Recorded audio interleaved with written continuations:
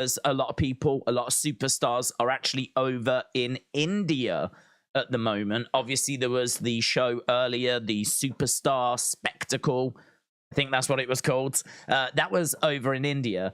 And I wish we could have done that show. I wish we could have streamed it. I wish we could have done a watch along. But unfortunately, it wasn't being shown anywhere. It was just a house show. I saw the results. And I mean, to be honest, it looked like a house show. But it had quite a bit of star power on it. I mean, they certainly did take some big names, but obviously they weren't able to take everyone because obviously we've got SmackDown coming up tonight, so they needed to make sure that they kept people back for the SmackDown show. There was no way they were going to do that in India and then get back to do this show tonight. So tonight we're going to really focus on Jimmy. We're going to really focus on Jimmy Uso, and is he back in the Bloodline? You might remember that he helped Solo in his match. He then got in the ring, and Solo went to Samoan spike him, but Paul Heyman in the background was like, no, don't do it, don't do it. So it looked like Jimmy was trying to find a way back into the Bloodline. It's not something that I was crazy about at the time, because I think that there's a lot of coming and going. There's, Jimmy was sick of being mistreated. He wanted out of the Bloodline. I was kind of like last week a bit, I don't need to go back again with Jimmy trying to get back into the Bloodline.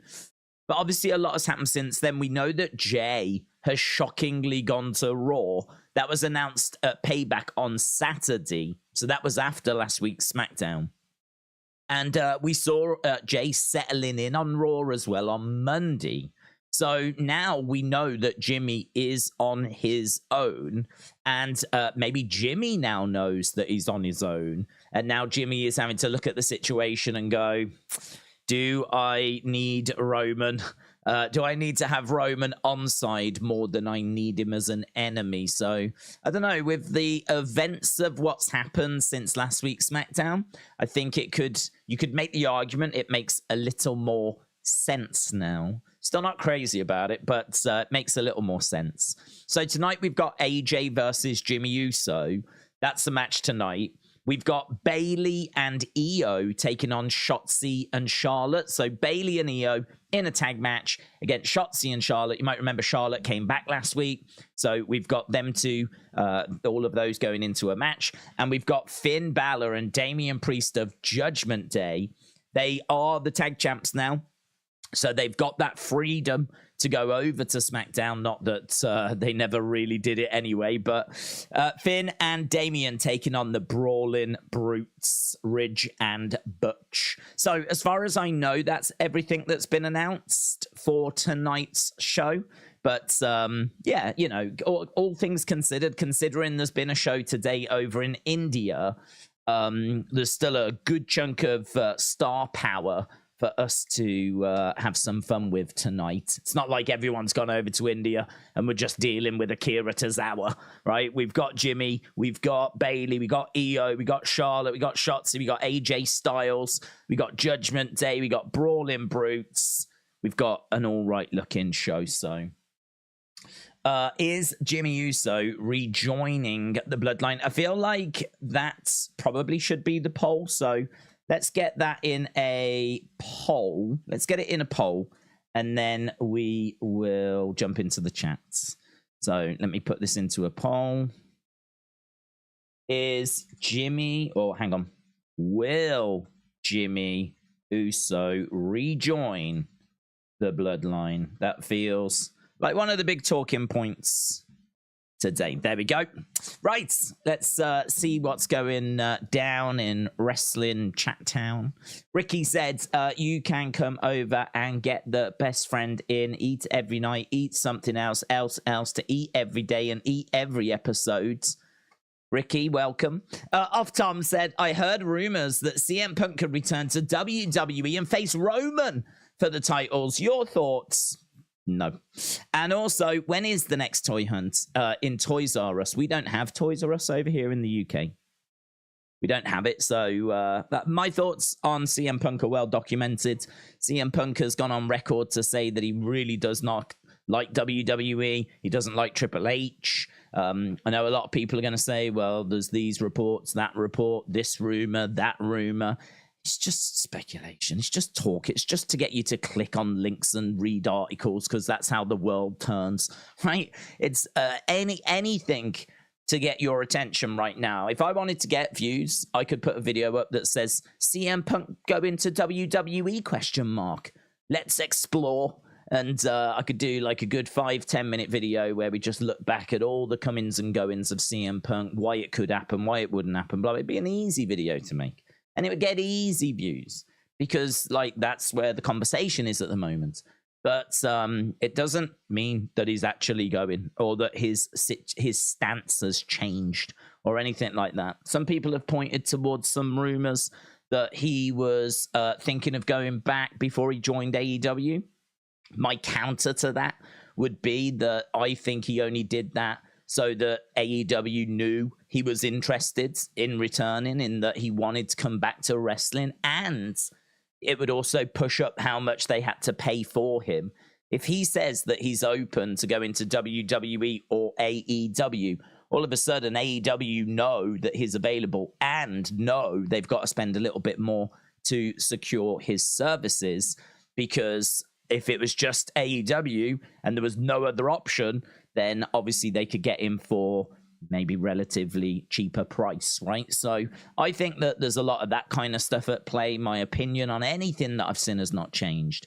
I don't expect him to come to WWE. There's people out there that do think he'll come to WWE, but I mean, I've seen reports saying there's plenty of higher ups in WWE that don't want to touch him with a barge pole. So I don't see it, but I really, really don't see it. I think the best approach for that is to just like not get sucked into the hype and the speculation, because there's going to be loads of it. Just wait and see. Just wait and see. See if there's any big meaningful report. Like, you would think there will be a report that they've had conversations, right? And that, you know, he's gone to Titan Towers, or there's been conversations, or word in WWE is CM Punk is going to make his debut. Like, until we see anything like that, I would put it out of your mind. I would put it completely out of your mind, rather than trying to, you know, dream about dream matches, which I just don't think are going to happen. In regards to Toys R Us, we don't have Toys R Us in the UK. I believe that it's on its way back, but I believe it's coming back in, like, I don't know, shorter form, smaller form. I don't actually know quite how it's going to work. But, you know, there's been these rumblings that Toys R Us is on its way to a return, but I've not seen anything. I've not seen any plans. I've not seen a big announcement that they're back, or heard how many shops it's going to be, or heard if it's going to be its own shop. It might be in the corner of a supermarket or something. I don't know. So, yeah, at the moment, we're still in the dark about like what's happening with Toys R Us. But as soon as they're back and they're open, I will definitely be interested in going and checking them out. 100%. Daniela said, Days, WWE only wanted to use Raw superstars for Superstar Spectacle, as it was SmackDown tonight. They wanted all SmackDown stars around for SmackDown. That's good. I think that makes a lot of sense. And I mean, John Cena went over. I suppose he's a free agent, but we haven't been seeing him on Raw. So John Cena went over. But really, yeah, I mean, outside of that, as we said, it's a good lineup tonight for SmackDown. And I think that we should be in for a good show. So even though they've been over in India, WWE are capable of, you know, they've got enough star power whereby it means that we're not just dealing with the dregs, which is a bit of a harsh word to use for people, but I stand by it. Jeremy said, do you see a feud between Judgment Day and Bloodline? What is Bloodline? I mean, Bloodline right now is Roman and Solo. So maybe if we're going to be bringing Jimmy back in, and then we're going to look, I mean, even then I would argue it's not enough, because JD is around, Dominic's around, Finn's around, Damien's around. Rhea can obviously interfere as well. Judgment Day are looking like 5 people. And Bloodline at the moment is, I mean, Paul Heyman, who doesn't really get involved. Roman, Solo, Jimmy. So if there is going to be a feud, I mean, it's very one-sided. It's very lopsided in regards to the Judgment Day would have the numbers. I mean, it could still make an interesting feud because even though Judgment Day have got the numbers, we do have to remember one of those is Dominic Mysterio, who might not count as a full, like, one. It might be a half. So, you know, maybe we're dealing with, like, 4.5 for Judgment Day and, like, 3 for the Bloodline. But either way, the numbers don't quite stack up at the moment to do Bloodline Judgment Day. So I don't think we're going in that direction. I don't feel like we're going in that direction. At the moment, Judgment Day are just spread really thin, aren't they? Judgment Day are everywhere. I mean, they're on all the shows. So, like, we're seeing them tonight with Finn and Damian on SmackDown. We had Dominic go down to NXT. You've got Rhea, who's the women's champion over on Raw.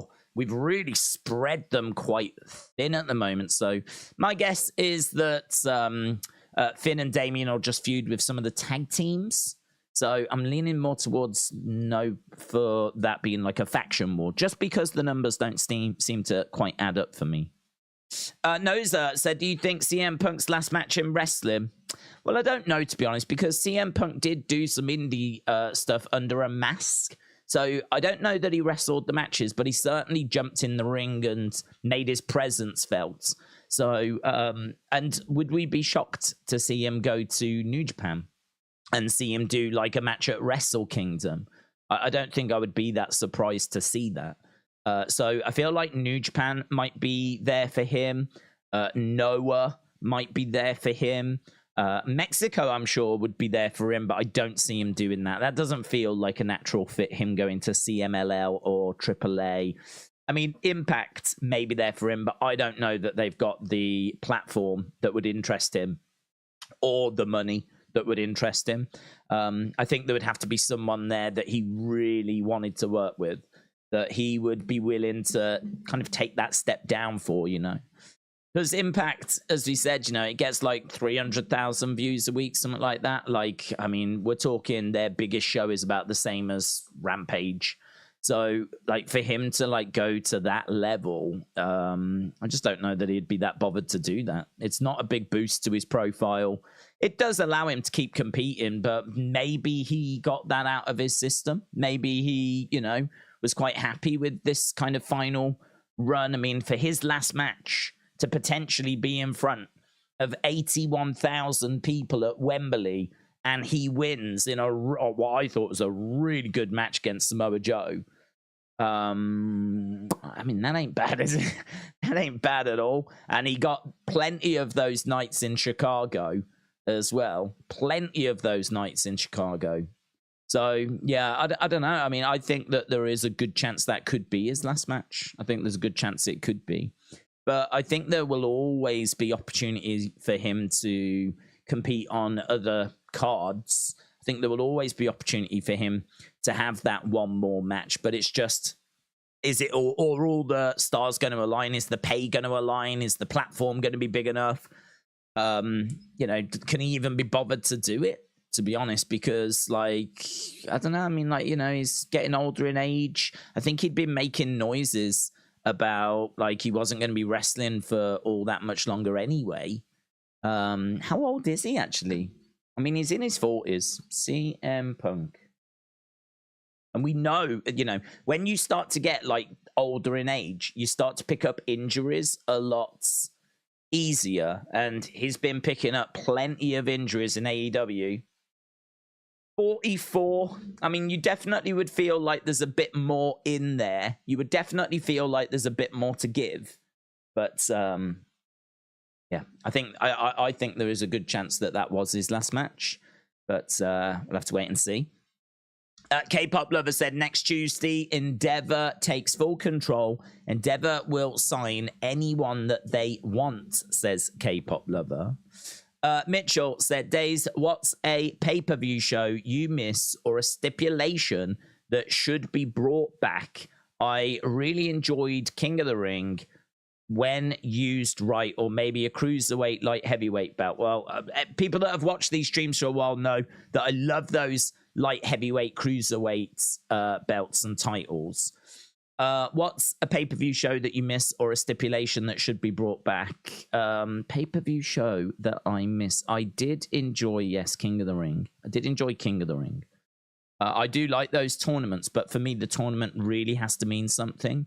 And I don't think that the king and queen gimmick have ever been used right. Like, what power do they actually wield? Like, I feel like when you win Money in the Bank, we know what you get. What you get is you get to cash in on a world title whenever you want. But if you become king or queen, what power do you get? What control do you get? You just get to wear a crown and call yourself king or queen, right? Which doesn't mean anything because, you know, we all like you. Just because you can go around calling yourself king, it don't mean that people are going to magically start seeing you as a bigger star than Roman Reigns, right? You can go around calling yourself queen, but that don't mean that people are going to magically start seeing you being bigger than Charlotte or Becky. So, like, just the ability to call yourself that name. I mean, Charlotte calls herself the queen. I mean, like, so this other person can call themselves queen as well. Like, do you see what I mean? Like, the prize, it doesn't mean anything. So I would bring back King and Queen of the Ring, but I think that there should be a degree of control. What that control looks like, I'm not sure. You know, you wouldn't want them to have the ability to book all the matches. I mean, that's just stupid. But yeah, there must be some sort of control that they would have. Maybe they would have the control to book the next pay-per-view or something. Or something along those lines. Like, that could be kind of interesting. The winner of King or Queen of the Ring gets to book like the next pay-per-view. And then that means a lot of their friends would be put in like positions. Obviously, from a creative point of view, you'd make sure their friends are good and credible. You wouldn't make their friends Akira Tozawa, who I am picking on a lot tonight. But you would make their friends people that fans would want to see anyway. But maybe you could do something along those lines. And obviously they would put themselves in a world title opportunity. What could be interesting is if you're a babyface and you win King of the Ring, what if you booked your friend, like, say Kevin won King of the Ring, right? And so he's king and he gets to book the next pay-per-view and he chooses Sami Zayn to get that main event shot because it's his best mate. He thinks that he can win a world title, but he's just not getting the opportunity, and he's going to give him that opportunity. And as king, he's got power to do that. Like, that to me would make sense then. All of a sudden, that person gets something, and all of a sudden, he can choose to put himself in that position or one of his friends in that position. But you know, you couldn't do that forever. But I think what would be great there is that not only would King of the Ring be interesting in, I don't know, May, right? You could do King of the Ring, and obviously the winner of that gets something significant, like Money in the Bank, right? If you win that, you get something significant. But all of a sudden, if they then are able to choose who goes like after the titles, like, maybe that's it. Maybe they don't book the whole card. They just book who gets to go after the belts at the next pay-per-view. The women's titles are chosen by the queen.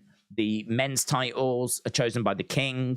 And they get to choose who goes after the Intercontinental, the United States, the women's tag titles, the blah, blah, blah, blah, blah, right? They get to choose who goes up against those. That then makes that next pay-per-view, that one, like, I don't know, call it the coronation, whatever you want, right? But that makes that interesting as well because the two are sort of connected. So all of a sudden, your May and your June pay-per-views become quite interesting then. And then by the time you get to July, you could do Money in the Bank. Then in August, you can do SummerSlam. So April would be WrestleMania. May would be the King of the Ring, Queen of the Ring, with what we just discussed. Then June... I'm getting a bit mixed up. So June would be the next one then, wouldn't it? June would be the champions that have been chosen and the challengers. Then July would be Money in the Bank. Then August would be SummerSlam. All of a sudden, you've booked your summer. And you've got, you know, I think that's pretty strong offering. You've got your road to WrestleMania, which gets you to WrestleMania. Then we've just booked the summer. And then you've got the problematic period that we're in now, to be honest. And the problematic period we're in now is there's not really any big shows. You know, you've got your return to Saudi, which will be good, but it's not. I don't know. Saudi's good. They always put on a good show, but it's not SummerSlam. It's not WrestleMania. It's not Royal Rumble, is it? You know, we don't all go, oh, I'm looking forward to Crown Jewel, right? It's just not the same. So, like, the Saudi show normally is entertaining. It normally feels big, but I can't say that it's the show I'm looking for. I think what I'm looking for is I'm looking for that big SummerSlam, WrestleMania type show in the winter period, which should be Survivor Series. That Survivor Series should be that show, but it just has failed to kind of live up to that expectation for a long time now. And they did try something different with making it War Games last year. I personally didn't think that worked brilliantly. I think having the Bloodline working together was good, so I'll definitely give him that. And obviously we saw Sammy having to choose between Kevin and Bloodline, and he chose Bloodline, so it had significance there. But I really don't think that's something that you can do every single year. I really don't think you can do those kind of War Games matches every year, and like that will be good enough, you know? Plus also, it's inside an arena. I really feel like, and I know it's hard because it's winter, but like, can't we go to Hawaii or something? Is it cold in Hawaii? Like, can't we go to Puerto Rico? Can't we do a stadium show there? What about Florida? Is it cold down in Florida?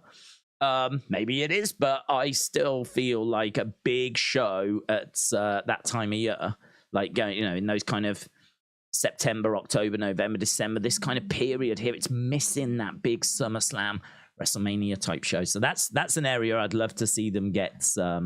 I'd love to see them tweak and improve, you know. Vipal said, do you think Punk made all drama on purpose? Endeavor can use him as a wrestler in WWE and as a commentator in UFC. The Endeavor thing I just think is irrelevant because, like, why? First of all, I don't think the problem has ever been on that side of things. Like, I think there's plenty in WWE that don't want him, right? But I'm not aware of CM Punk ever actively trying to go back to WWE since he left in 2014, right? So, like, I don't think the problem so much is on the WWE Endeavor side. If anyone's pinning hopes that Endeavor are about to take over and that's going to magically result in CM Punk coming into WWE, I'd cast some big doubt on that, because my feeling is it's the CM Punk side that's the problem, not so much the WWE side, although we know that there are issues there as well, as we keep saying. There's plenty that don't want him back. But Endeavor could sit down and go, right, we want CM Punk. First of all, why would they do that? Because, first of all, the ratings are good anyway. You don't need CM Punk, right, to improve your ratings, because your ratings are as good anyway. The reason your ratings are good is because Bloodline is popping off, Roman is popping off. You've got, like, you know, you're seeing good growth across the business. Like, CM Punk, is he really going to boost your ratings all that much? My argument would be no, because if we look at Collision, you can see that CM Punk was on Collision, and that show wasn't blowing it out of the water. We saw CM Punk on Dynamite, and that show wasn't blowing it out the water. You know, I mean, Dynamite, even with Punk around, was struggling to get to 1 million. So the idea that CM Punk, he does influence ratings, but the idea that he drastically changes them, like, you know, he's going to take it from Raw from 1.8 to 2.5, like, that's just not going to happen. That's just not happening. And Endeavor will know that that's not going to happen as well. But as well as that, CM Punk's just been suspended for a long period of time for his comments, you've got to say, very unprofessional comments for the all-out press conference. Very public, very explosive, right? And then he's just got into a backstage fight with Jack Perry at All In. In what world is WWE looking at CM Punk going, do you know what? Do you know what? I think our locker room could really do with that guy. Like, in what world is that happening? Like, what? It's not happening. Like, I can't stress it. I don't see it. I can look at this thing from any which angle you want me to look at it. I don't see it, because he has got himself into some hot water in AEW, and there is surely not a business on the planet that's looking at him thinking, really want to work with that guy. That guy, he's just misunderstood. Right? I've stood up for Punk loads because I don't think he was alone in the issues in AEW, right? I will quite happily debate with anyone that wants to tell me that it was all Punk and it was only Punk and it was all his fault, right? Because it wasn't.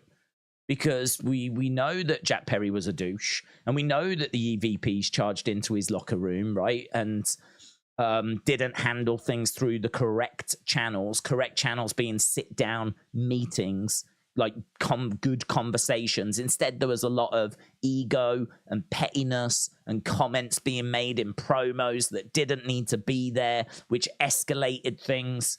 And, you know, the whole thing was unprofessional from all sides. Right? Everyone, well done. Everyone gets the blame, including CM Punk. So I've been quite passionate in standing up for CM Punk in stressing that he was not alone in like this and that there are other sides to this argument, right? But at no point have I ever said that he is innocent or that he is an angel, right? My main point has been, you know what you're getting with CM Punk. If you bring him in, this is what you get. So why would Endeavor want to bring this in if this is what you get? And we already know there's a heated relationship. It is not a great relationship between CM Punk and Triple H, right? And Triple H is the creative guy going forward, even under Endeavor. It's not believed that Triple H is going to be replaced or taken out of that position. Vince McMahon is still the guy that's going to oversee the WWE side of things. Like, the more things change, the more they stay the same. Like, I don't know about you, I'm not expecting massive upheaval and change or anything like this from Endeavor, because a lot of the big players that we know are still going to be in those key positions, right? The name above the door might change as to who's in charge of the company, but honestly, a lot of those key players are still in those key positions. And if the reports are true that there's plenty in those positions that just ain't got time for him, it's hard to see anything changing when Endeavor come in. So I wouldn't get your hopes up saying, he'll come in when Endeavor come in. What are you basing that on? What are you basing that on? You're basing that on hope. You're basing that on, well, they're different people. No, they're not. They're not. Triple H ain't going anywhere. Kevin Dunn ain't going anywhere. Vince is still going to be in charge of Endeavor. Ari Emanuel has said the wrestling side will 100% be left to Vince. I'm not getting involved. The reason that we want Vince to be on board and a part of this project is because he has seen what has been coming down the road quicker than anyone else. He had the vision to take WWE from a regional promotion to an international conglomerate promotion, right? He had that vision. He had the vision to do WrestleMania and go big and go to pay-per-view. He had that vision. He had the vision of bringing in a WWE network and like a sole streaming service just for wrestling, when a lot of other companies, a lot of like sports and everything, they weren't going in that direction. So Vince, as much as like, you can talk about how much people hate him and his booking or whatever, right? But as a businessman, he's ruthless, and his vision for where the company needs to go and what's coming down the line has been proven to be correct multiple times throughout the history of WWE. And Ari Emanuel wants that vision. That is why he is keeping Vince around. And Vince got all the people he wants in those key positions. There's no need for him to come in and change a load of stuff, because that's his company anyway. Those people are the people he's been working with and that he trusts and that he put in those positions. So I don't see it. I just don't see it. I just don't see that Endeavor are going to come in and this big wave of change is going to follow, because, rather than say Endeavor, just say Vince McMahon, right? Because Vince is in charge of the company that's going to be taking this thing over. It's the two top guys in this new company are Ari Emanuel and Vince McMahon, right? He's got, isn't he like the chairman, like the director Like, isn't he like right up there? I know that Ari Emanuel's the CEO. I'm aware of that, right? But I'm pretty sure that the new chairman of the board of this new company is Vince McMahon. I saw that sit-down interview when they announced this at WrestleMania time. And Ari said that this is why he wants Vince to come in, and all the wrestling stuff he's going to leave to Vince, because Vince is the one with that vision. So I just don't see it. I just don't see it. But you know, could they? He already does commentary for, who does he do commentary for? Fury MMA, I believe, is who he does commentary for. So I mean, look, could they look to use him in some capacity? I don't know, maybe they could look to use him in UFC in some capacity, but I don't even think there's a desire there. He was seen as a joke in UFC. He's not seen as like a credible hero in UFC. Like, he's seen as someone that bombed. So like, if he went on to commentary in UFC, I don't know how many people would necessarily care. I mean, you've got Joe Rogan, and then he tends to have someone with him that's an actual former world champion, like Michael Bisping or Daniel Cormier, someone that's been to the mountaintop, you know. John Anik's one of the best lead commentators in any sport. So you ain't replacing John Anik. You ain't replacing Joe Rogan. He's got, I think, is it the biggest podcast in the world? And then next to him, you've got either Michael Bisping, Daniel Cormier, you know, Dominic Reyes. You've got like a former champ who is like miles above whatever CM Punk's going to provide. So even like commentator in UFC, I'm struggling to see that as well. Yeah, not for me, but we'll see. The Supreme Tie said, difference between AEW and WWE is this: if Punk tried choking anyone out or beefing in the WWE, he would likely get knocked out by a locker room leader, said Supreme Tie. Vince puts business ahead of personal, says Donalds. Donald said, Punk will be brought in. It's a business and there's lots of money to be made. Well, Vince didn't put him first before, did he? Like, he's Vince's turned CM Punk down in the past. I mean, not that CM Punk's ever tried to come in, but my understanding is that if ever Punk's name has been mentioned, before it's even got to a stage of shall we reach out to him, Vince has always shot it down. So Vince will put money first.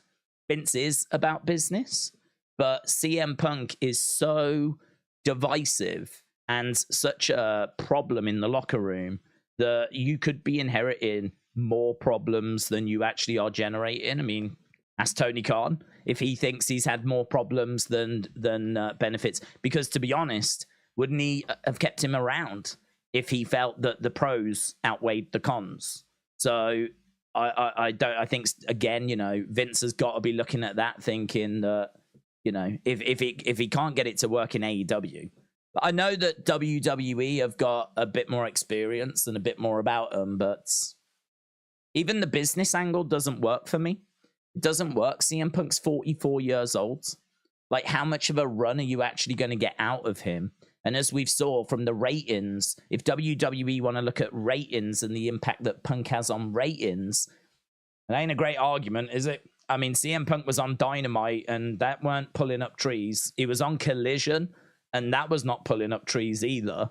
So from a ratings point of view, CM Punk didn't do like massive. I mean, in all fairness, he was gone for 7 years from WWE. There's a whole generation of kids that know the name, but aren't, you know, I don't think are going to be that bothered whether he's there or if he isn't there. It's the older wrestling fans who I think have largely become disillusioned with WWE anyway, that are the ones that really care about CM Punk. They're the ones that I think, you know, CM Punk resonates with them. But to be honest, how much of a hit to his brand has he took anyway? You know, those CM Punk fans that, where I didn't see him in Chicago. I mean, we were in Chicago for All Out, and you know, I know they were confiscating certain signs, but they can't confiscate chants, right? Chicago, All Out, they could have sabotaged that show. They could have broke out all night in CM Punk chants. Not a peep. It was only when the Young Bucks came out that there was actually some noise that was being made, right? It was only that one match where CM Punk chants broke out. There's plenty of people in AEW, plenty of fans that are done with CM Punk. Like, the hit to his fan base, I think, has been significant. So you can make the argument that he wasn't huge or didn't have the impact on ratings I think they were hoping for. And then you can make the argument that with all the stuff that's happened, even the impact he did have in the past, he would struggle to have now because of the hit to his fan base. Like, CM Punk's still a big name, undeniable, right? And it's still a big name, not going to deny that. But there is a lot of baggage there. There's a lot of baggage, and that has to be factored in. And from what I've read and what I've seen, Vince, whenever his name has been brought up about reaching out to bring him out, it's always been shot down. And I just don't see, after now he's been in AEW, I don't see why that would change. Because, as I said, the cons definitely outweigh the pros if you look at the big picture. And Vince is also about big picture. What do you think about Daniel Bryan's Planet's Champions run when he turned heel on AJ Styles? I wasn't the biggest fan, to be honest. I don't think that Bryan Danielson works brilliantly as a heel for me. I mean, it's hard, isn't it? You've got someone that's talking about climate. You've got someone that's talking about reusable materials, recyclable materials, and the crowd are booing him, right? He's vegan. He's caring about the planet, all that kind of stuff, and the crowd are like booing him. Like, it was a weird situation that we found ourselves in because, like, I don't know, like we were trying to make him heel, but the stuff he was saying is, I mean, I don't think anyone can have too much of a problem with, like, you know, looking after the planet. I think everyone agrees the planet has got to be looked after, but I understand people have different approaches to it. Some people believe in wind farms and solar energy. Other people say that, you know, that's not the right way forward and the data doesn't really support that's the right way forward, blah, blah, blah, blah, blah. So what I see is a lot of different opinion as to what the right way forward is to look after the planet. But I think everyone agrees the planet needs to be protected for the, you know, our kids and our kids' kids and all that kind of stuff. And that's what Daniel Bryan was saying. He made a belt that was made of, like, hemp so that it didn't use leather and everything. And he's, like, trying to play this heel character. He was laying into the fans, saying that they weren't doing enough and they were fickle and all this kind of stuff and blah, blah, blah, blah, blah. It just was not the hardest hitting heel work I had ever seen. I think it was that run, though, that led to Kofi Mania, but I would counter argue that Kofi Mania would have worked against anyone, right? I don't think Kofi Mania had anything to do with Daniel Bryan. Nothing.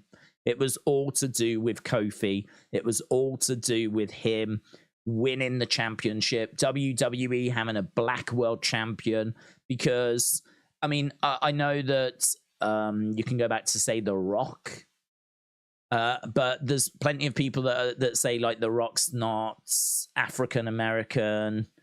I don't know. There's plenty of people that say that he didn't quite represent that community. I mean, I'm clearly not the right person for that conversation. But there's a lot of people that felt that there still hadn't been a true black champion. So, I don't know. I mean, this is why that moment was so significant, and it was so big, and it was big, and it was long overdue, and there should have been a black world champion long before that point. But we got that moment. It was a big moment, and the reason we're talking about it is because I believe it was during that run. And I don't think Daniel had anything to do with that. I don't think he had anything to do with that. And I remember him being with, like, Rowan and us doing, like, a weird Rowan story. He was trying to get Rowan over. And do you remember there was, like, a fake Rowan? And I don't know. It didn't work for me. I mean, do you want to, if you compare that to, like, WrestleMania 30, it's just not even close, is it? It's just not even close. So for me, you know, Daniel is always that underdog. He's that guy you root for. He's the guy that's always up against it. He's the guy that gets mistreated, but sometimes does climb the mountaintop, you know? So I think that Daniel is better in that face role for me. But I am not related by blood to The Rock, but his 2.5 siblings from Nova Scotia share blood with my immediate family, said Supreme Thai. That's interesting. Supreme Thai, shout out to you. I thought you said Trump was the first black champion versus Vince. Yeah, I mean, that's undeniable, isn't it? Trump is the first black champion. Even though Donald Trump has never won a championship in WWE, he is definitely the first black champ. That's undeniable. That's undeniable. Facts. We're just talking straight facts now. David said, here for each stream coming from Scotland. David, shout out to you. What are your thoughts on Gunther breaking the Honky Tonk Man's records? Well, I love it. I'm a big fan of it happening. I think that there hopefully is going to be a intercontinental celebration on Monday. I think there should be. I think that it's been achieved now, I believe. I think that it was yesterday. I think as long as he got past yesterday, he did it. So, I mean, it's a big achievement, and it really needs to be recognized. So I haven't seen what plans they've got for Monday yet, but I really hope they go big with a title celebration. I really hope they go big with, like, you know, in-ring, all this kind of stuff. Maybe bring out some of the former champions. I don't know. It'd be hard. It'd be really good if we did get some legends coming down, former Intercontinental champs, to the ring that could applaud as Gunther made his way down and stood in the ring and maybe berated some of these legends and whatever, and then maybe Chad Gable can stand up for one of the legends. I think you could do like a fun segment. So yeah, I'm definitely on board with seeing what they do with it. They have to do something, and I'm sure they will. It's such a big moment. Such a big moment. I mean, think about that. Ever since I've been watching wrestling, going back to the early 90s, no one has held that IC title for as long as Gunther. And it's not even as if he's not been defending it. He's been defending it. I have said, though, I wish he had defended it a little bit more on pay-per-views. I would like to have seen him defending it a little bit more there, because it does feel that he has just been kind of not pushed to the sidelines at all, but I think there's a new strategy that Triple H has got, which is we need to build up the premium live events, but we need to build up the Raw and the SmackDown and the SmackDown after it. Those shows have got to be big as well. Like, we can't, gone are the days where we build up a pay-per-view and everything's on the pay-per-view, and then we just, like, you know, scramble around to do whatever we do on the go-home show and the whatever. Now, Triple H is building up feuds and not paying everything off at the pay-per-view. Look at Becky and Trish. That was not at SummerSlam. And we saw plenty of, like, Gunther Chad was not at Payback. There was, like, a few other matches earlier this year. I remember Ricochet taking on, like, Los Lotharios. I think this was last year. And that had been built up for a few weeks. And then that ended up on the go-home SmackDown. You can look at the Andre Battle Royal that's no longer at WrestleMania. That's on the go-home SmackDown as well.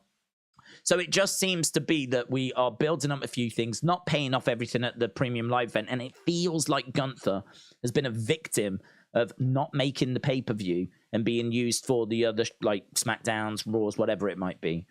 And I just think that's a bit of a shame, because obviously you've got adverts, you've got things that are going to get in the way, you know, you've got only limited time.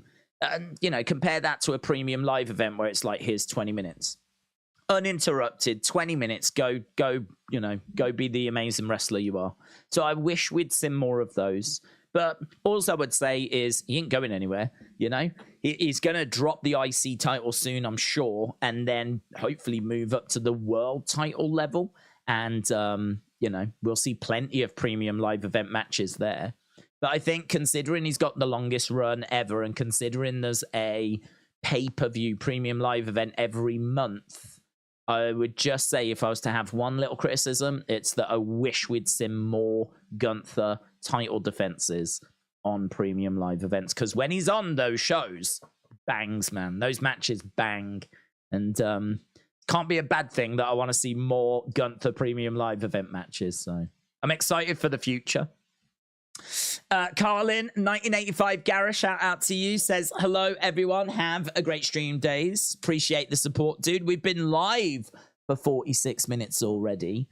We've got another 40 odd minutes to go until we get to Smackdown this week. If you are just joining us, let me quickly run through the cards, and I'll get to Aaron the Legend in a sec. Jimmy, does he want black? Does he want back in the bloodline? Does he want back in the bloodline? We've got the poll up, nearly 400 votes already. Yes or no? Does Jimmy Uso rejoin the bloodline? AJ versus Jimmy is announced for tonight. We've got Bailey and Io taking on Shotzi and Charlotte. We got Finn and Damian taking on Ridge and Butch. So that's what's been announced for tonight. I think it is going to be quite Jimmy Uso heavy. Aaron said, Days, if Jimmy does join Bloodline, I want you to sing his song that made me laugh. I said it should have been Fandango. Loved the ups and the downs. Aaron, shout out to you, buds. Yeah, ups and downs. So what culture's ups and downs? Obviously, they've been popular for years. And I really want to get into the habit of like talk. I think we talk a lot about wrestling, obviously, during these streams. But, you know, there's about, what, I don't know, 500 people watching live at some points. So, like, you know, I'm normally talking to that amount of people. It means a lot of people obviously don't see what we're saying during these streams. And so I want to find a way of maybe pulling out some of them thoughts, pulling out some of those conversations, pulling out some of those theories, kind of putting them into like a separate video. And so I've started to do like the ups and downs and reacting to them. I mean, I've got a lot of respect for What Culture. The work they do a lot of work. They do a lot of articles. They have for years and years and years. You know, they've been an ever-present force and in the wrestling world. Plenty of people interact with What Culture. You see the signs, Simon, give this an up, give this a down, on lots of different shows. So I've got a lot of respect for them, but it doesn't mean that I agree with everything they say, just like how I don't expect any of you to agree with everything that I say, because we are just sharing our opinions. We are just saying what we're seeing, what we're thinking, what we're feeling. We're all looking at things from different perspectives. We've all got different likes, different dislikes, blah, blah, blah, blah, blah, right? And so I have no problem with people having different opinions. Like, that is, as I've said before, you know, wrestling is like, say, food. We don't all like the same food. We don't all have the same taste buds. We don't all have the same taste in music. So why would we all have the same taste in wrestling? Like, we wouldn't. We don't. So that's why, like, for me, it's not a problem if people have different wrestling opinions. The only thing is, though, like, I am going to state mine. I am going to share mine. Like, I think the way this channel works is I'll tell you what I'm seeing. If you don't agree with it, that's fine. Because, as we said, you know, it's just a case that everyone's got that kind of different perspective. If you do agree with it, cool. You know, I mean, I listen to Jim Cornette, and there's plenty from Jim Cornette that I don't agree with. You know, I don't agree with his stance on women's wrestling, for example. He's quite down on women's wrestling quite a bit. There's some matches he enjoys, but by and large, quite often he'll say he skipped the women's matches or whatever it might be. And, you know, for me, I don't agree with that. But it doesn't stop me listening to Jim Cornette and seeing what he had to say about these things. So that's why I've been thinking about, like, pulling out thoughts, theories, and all that stuff a bit more, and doing those ups and downs and reacting to them. So they don't do them for NXT, unfortunately, so we can't do them for NXT, but they do them for Raw, and they do them for SmackDown. So the plan is that SmackDown tonight, I'll do, obviously, a recap video after. And then tomorrow, when the ups and downs do drop, I will do a video where I basically talk about their ups and downs, but obviously throw in and bounce off and share, like, thoughts that we might have shared during the stream, or things that I've thought of since or whatever. So yeah, I'm really glad you enjoy those, Aaron. I really appreciate that, because, as we said, that's something that I'm looking to do twice a week, every week going forward. One for Raw, one for SmackDown. We can't do it for NXT because they don't do it for NXT. And I don't do that stuff for AEW because I really feel like I'm missing out on a big part of the conversation with AEW.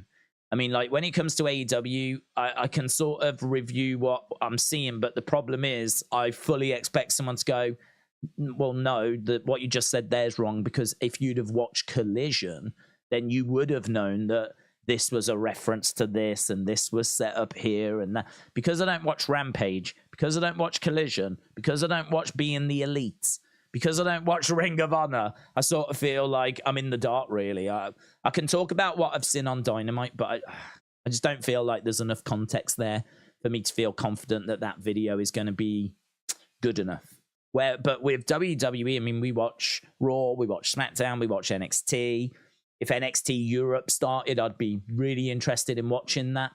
I'm still hoping that we do get NXT Europe, which was mentioned last year, and it looked like we were going to head in that direction. But because of the Endeavor purchase, it's all been delayed. So we need to wait and see what's happening with that. But I hope we still get that show because, you know, apparently that's why we shut down NXT UK, was because we were replacing it with NXT Europe. So it would be a real shame if NXT Europe doesn't ever happen, because then, you know, we lost NXT UK for that.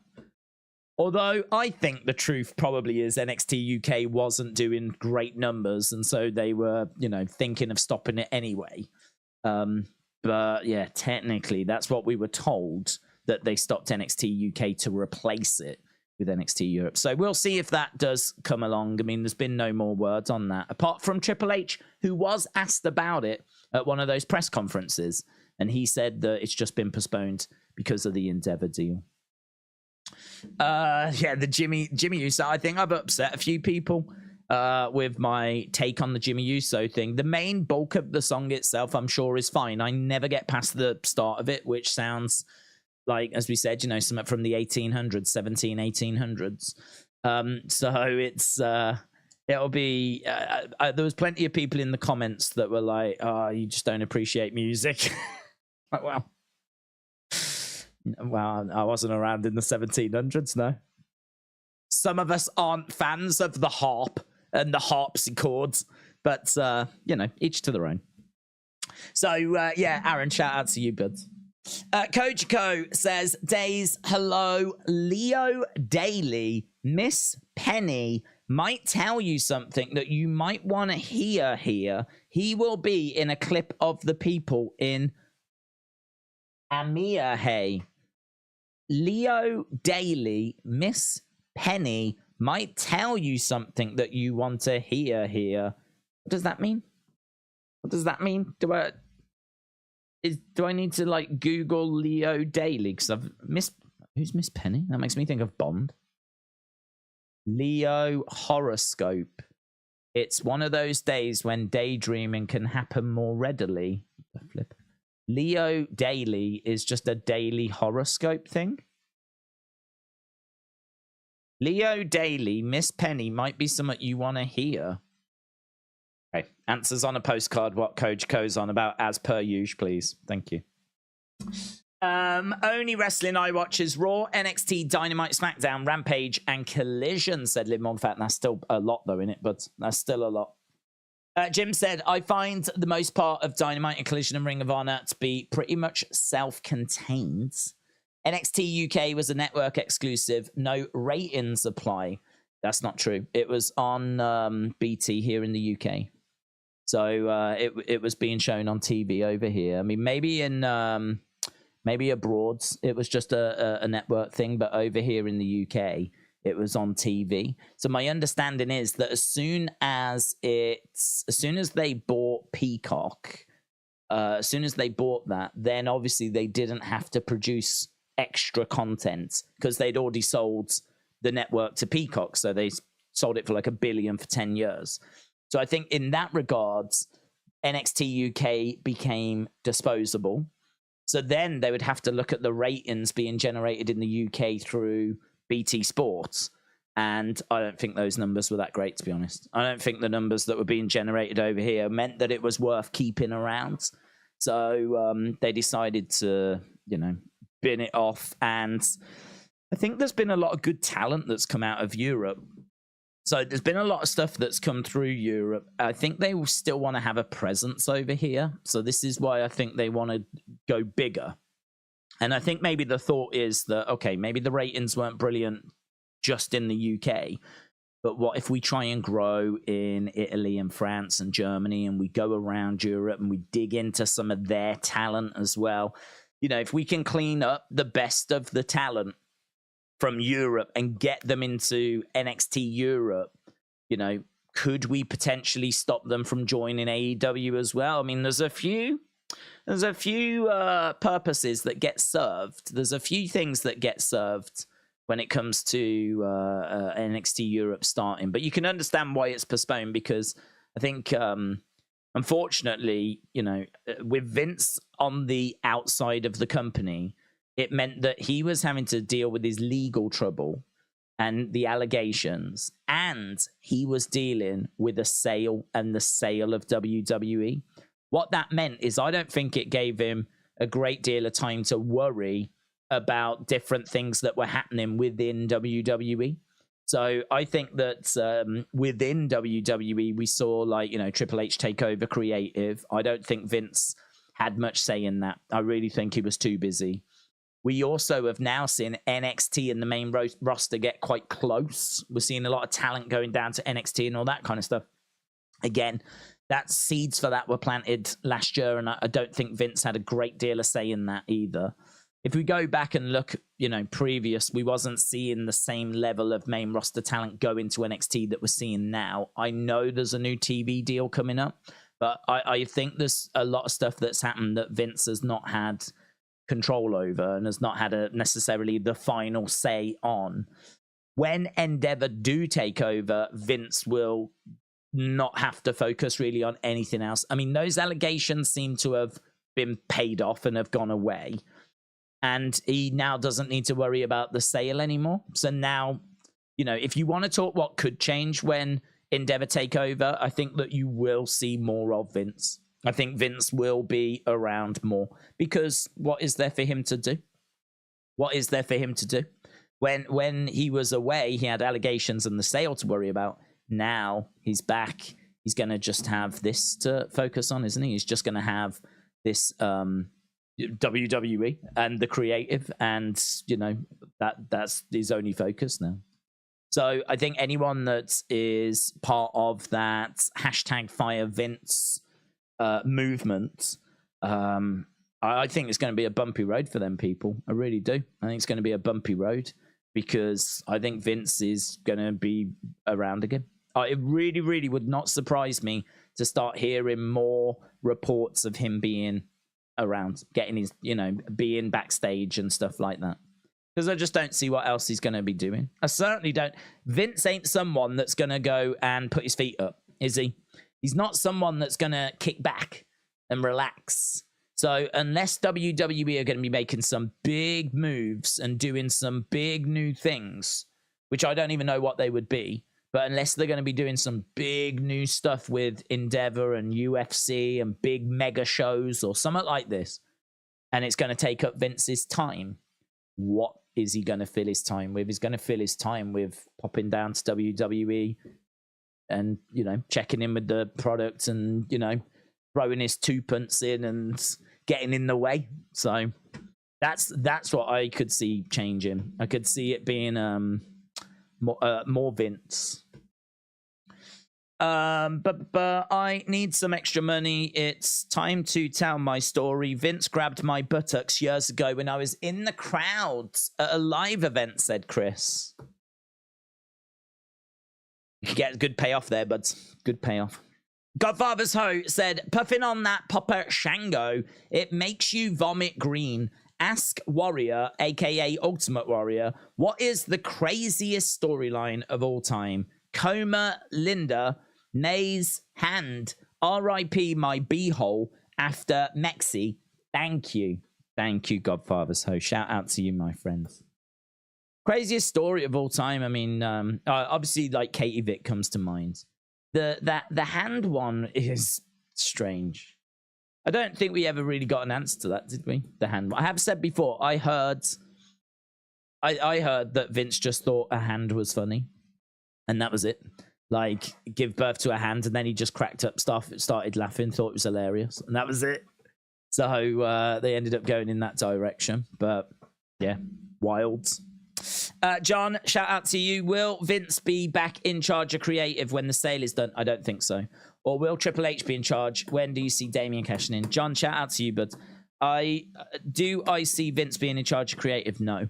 I think Vince is still going to have like responsibilities, but then saying that, he had responsibilities before. I mean, don't forget, Vince was in charge of creative and was the CEO and was, you know, steering the ship in the direction it had to go. The idea that he can't do that and also do creative or be involved in creative, he did it for decades. Like, that's what he was doing. Was having meetings with creative. I mean, yeah, all right, it got so big he could no longer book the shows by the side of his pool. In the 90s, that's what he would do. It'd be him, it'd be Bruce Pritchard, it would be Pat Patterson by the side of the pool, booking the shows and, you know, mapping it all out. And then as we got the brand split and WCW folded, and they got more TV time, like, it just became too big. The rosters became too big. The need for stories became too big. And so we started to hire writers, and we started to bring in TV writers. And so, yeah, then we started to see things like swelling and bloating. And, you know, he couldn't deal with that on his own. But he was still in charge of having the final say. You know, I've actually read Brian Gerwitz's book. Audio book, actually. Had it read to me. But he was a former writer for WWE from, like, around the Attitude Era going into Ruthless Aggression. And he spoke a lot about what it was like writing for Vince and how that relationship was between Vince and the creative department. If you get a chance to check that book out, it's definitely worth checking out. There's some interesting stories in there. And it's really interesting. It's really interesting, that relationship. I mean, he basically said, don't try and argue with me. You will never win. That's what he said to his creative department. Like, you're going to fight for stuff, and I want you to fight for stuff. But once I've had my say, you will never win. And, you know, Brian Gerwitz said there was a few times that he really stood up to Vince and really believed they were going in the wrong direction. And, you know, it really got ugly at times between him and Vince, like where there was like screaming and shouting at each other. So I don't expect him to come back and be head of creative, right? I think that Triple H has done a great job. I think the ratings, had the ratings have not improved, had we have seen a decline, had Vince had gone away and then Triple H had took over and things had wobbled a bit, then I think we'd be having a different conversation. But I have to think that Vince is looking at where the product is and Bloodline and everything that's happened. You know, I mean, they keep talking about all these records that have been broken at premium live events. I've got to think that Vince is looking at that. And we all know Vince loves business. I've got to think he's looking at that thinking, right, you know, this guy has got this. He knows what he's doing, right? I don't need to be as hands-on as what I have been. Plus also, you know, he's been out of that bubble. He's been out of that for a while now. Like, I think he's been out of it. He could get himself straight back into it, but he's been out of it as well. I think he's evolved into a new role, which is like an advisory role. He has undeniable final say. You know, whatever Vince wants, Vince is going to get. If Vince wants someone to be a champ or not to be a champ or for us to go in a certain direction, Vince will get what he wants, right? So big picture, Vince has still got say and the ability, well, even small picture if he wants to. But I just think there's no need for Vince to be doing in the weeds, the small stuff, the week by week stuff, right? But in regards to, like, I don't know, who's going to beat Roman, who's going to be the next champion to take the company forward, who are they going to throw their full weight behind? Like, I think Vince would have a big say in that, a big say in that, final say in that. So I don't expect him to be head of creative. I think that his involvement in creative could increase when Endeavor take over. just because I think that, as I keep saying, what else is there for him to focus on? What else is going to keep him busy? And that's really what WWE need to do. They need to find stuff to keep him busy, keep him out the way, keep him, like, you know, doing like business stuff, like deals and meetings and all that kind of stuff, and keep him out the way of Triple H.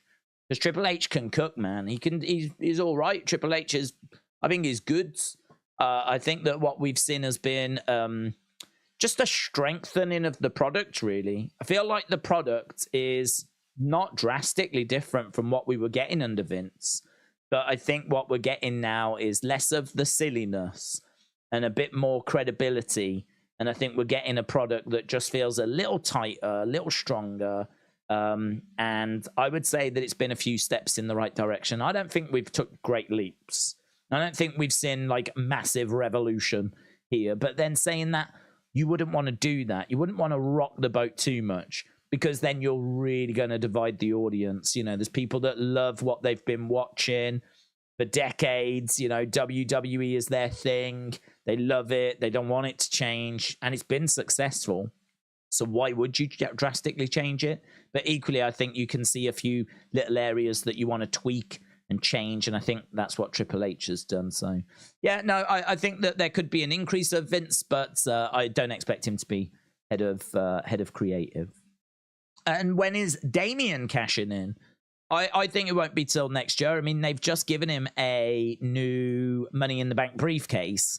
I think you only do that. I think you only give him a briefcase like that if he's going to keep it for a while.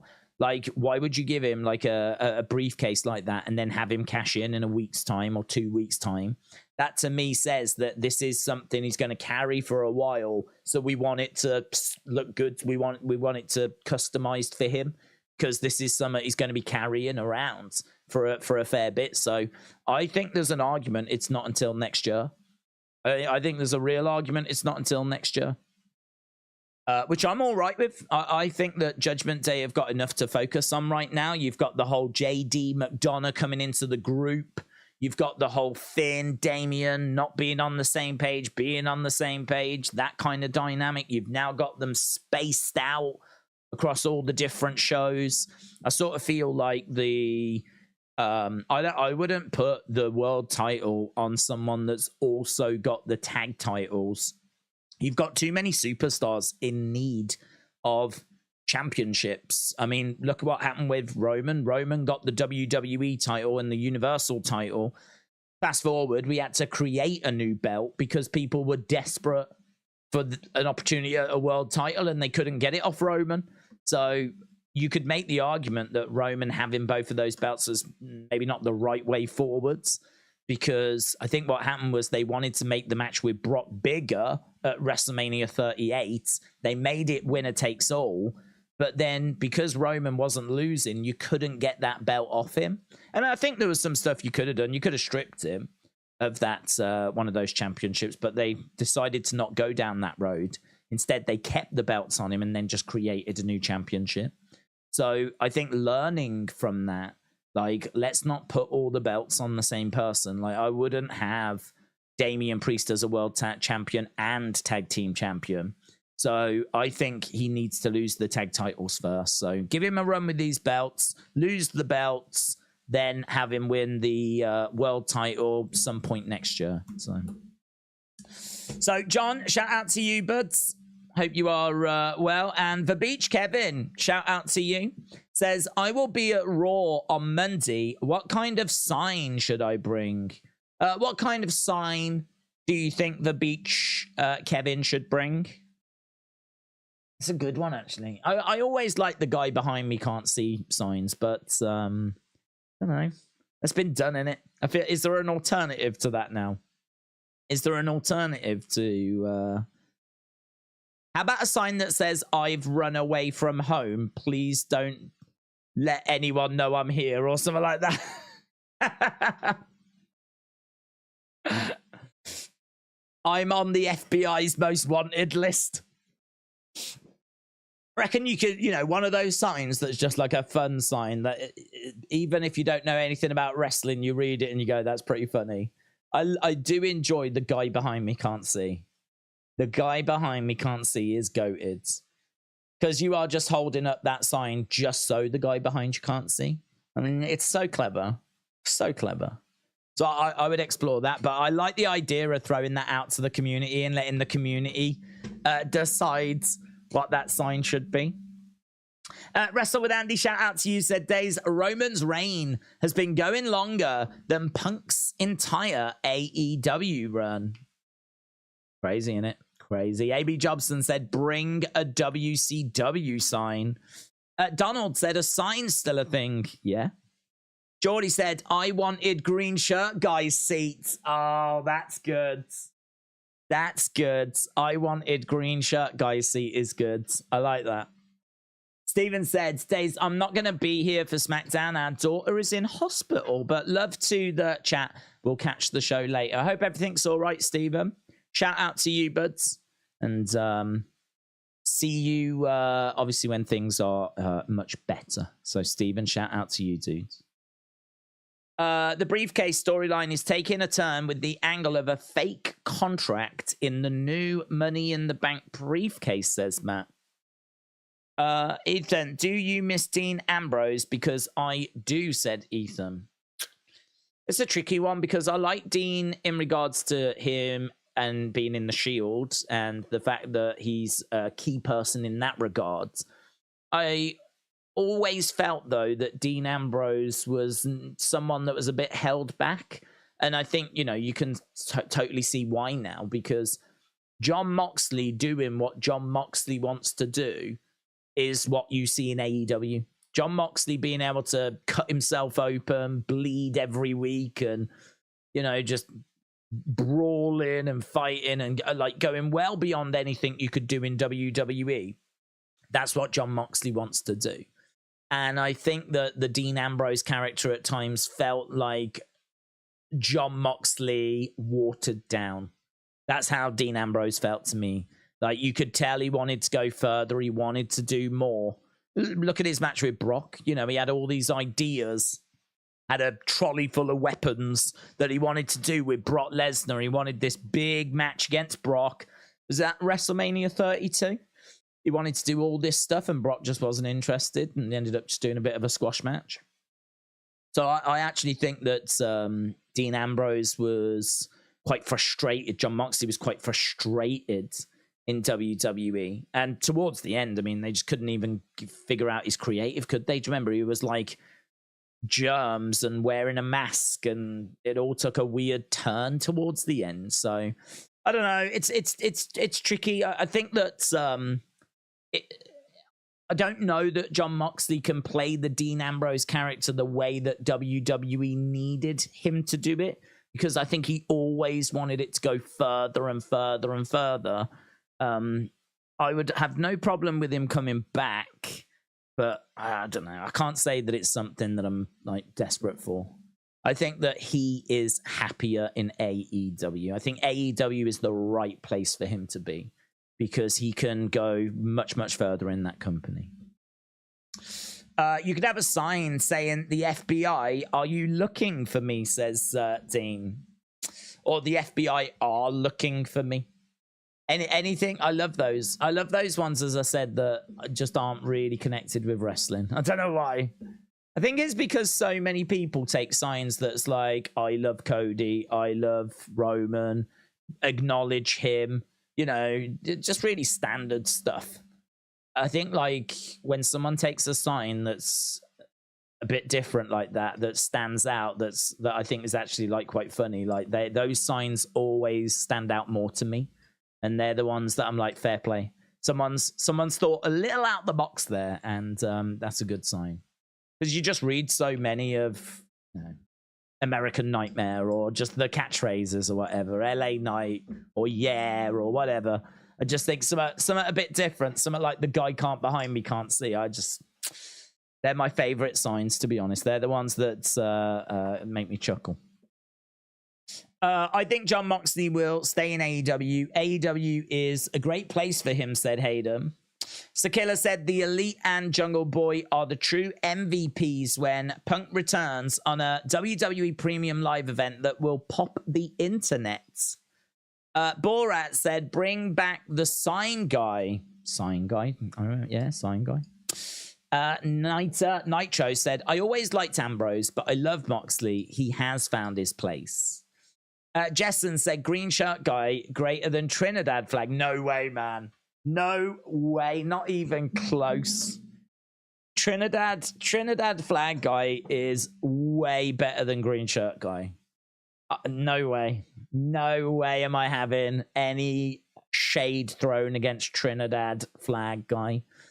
I've said before, like, green shirt guy has got a connection. He gets that seat every time, right? Bang in the middle, on the front. He's got his place. Annoying, right? Annoying. Like, great guy, leader of the WWE universe. If you used to ask most people who's the leader of the WWE universe, I'd be disappointed if green shirt guy wasn't the name that got mentioned the most. But I just think that he's got a connection, and he knows someone. That's why he keeps getting this amazing seat. He knows someone. Trinidad flag guy, I don't know that he knows anyone because he keeps moving around. Sometimes he's on the front. Sometimes he's in the aisleway. Sometimes he's over the other sides, on the hard cam sides. Like, that guy keeps moving around, but he's always around the front. He wants to be around the front, but he can never nail down a seat like green shirt guy has. So I feel sorry for Trinidad guy. I feel like Trinidad guy is having to fight a bit harder. He's having to do more work. He hasn't got the same connections that green shirt guy's got. So for me, I'm Trinidad flag guy for life. For life, baby. That's my guy. That's my dog. That's my dog. I'm ride or die with Trinidad flag guy. So yeah, that's my boy. I won't have any shade thrown against Trinidad flag guy. I won't have shade thrown against green shirt guy, right? We all love him. He's a much loved member of the WWE universe. But I also think as well, if you go to a show and you see green shirt guy, I'd imagine there's a good, healthy amount of people that are always around him. Like, who doesn't know green shirt guy? So I would imagine there's always, like, people wanting pictures or that. I don't know that Trinidad flag guy gets that same level of notoriety. I don't know that people have necessarily noticed him as much. He's been around a long time, but I don't know that people have necessarily noticed him as much as green shirt guy. So again, you know, you've got someone there that's just, he's working hard, he's putting the work in, but he just doesn't have the same level of notoriety as well. I've got respect for that. I've got respect for that. His time will come. His time will come, but at the moment, he is being overshadowed by green shirt guy. I think what I'm saying is we just need to put him in a match. That's it. That's what I'm saying. Put him in a match. Put him in the ring. WrestleMania 40. Imagine that. Imagine if at WrestleMania 40, to celebrate, we just put in a load of iconic fans. Put in, like, tie-dye guy. You put in the guy that had the shocked face when the Undertaker's streak ended. Chuck in angry Miz girl. Like, just some of these iconic fans. Sign guy. You know, the Brock guy. And it was like, I see him quite a bit as well. Always wears, like, a patterned shirt. And he's like, Chuck him in there as well. There's a few that you could put into there. But Trinidad guy, green shirt guy, Jesus, tie-dye guy, Izzy. Like, chuck them all in a ring. We'll do a battle royal. We did a gimmick battle royal at WrestleMania 17. Let's do a fan battle royal at WrestleMania 40. And I'm telling you, I'm Trinidad guy for life. Trinidad guy for life. The one guy who was always on WWE TV in the blue shirt and the backwards red hat. Yes. Yes. Brock Lesnar guy. Put in the white sports blazer guy. Yes. Am I remembering him wrong? I can picture him.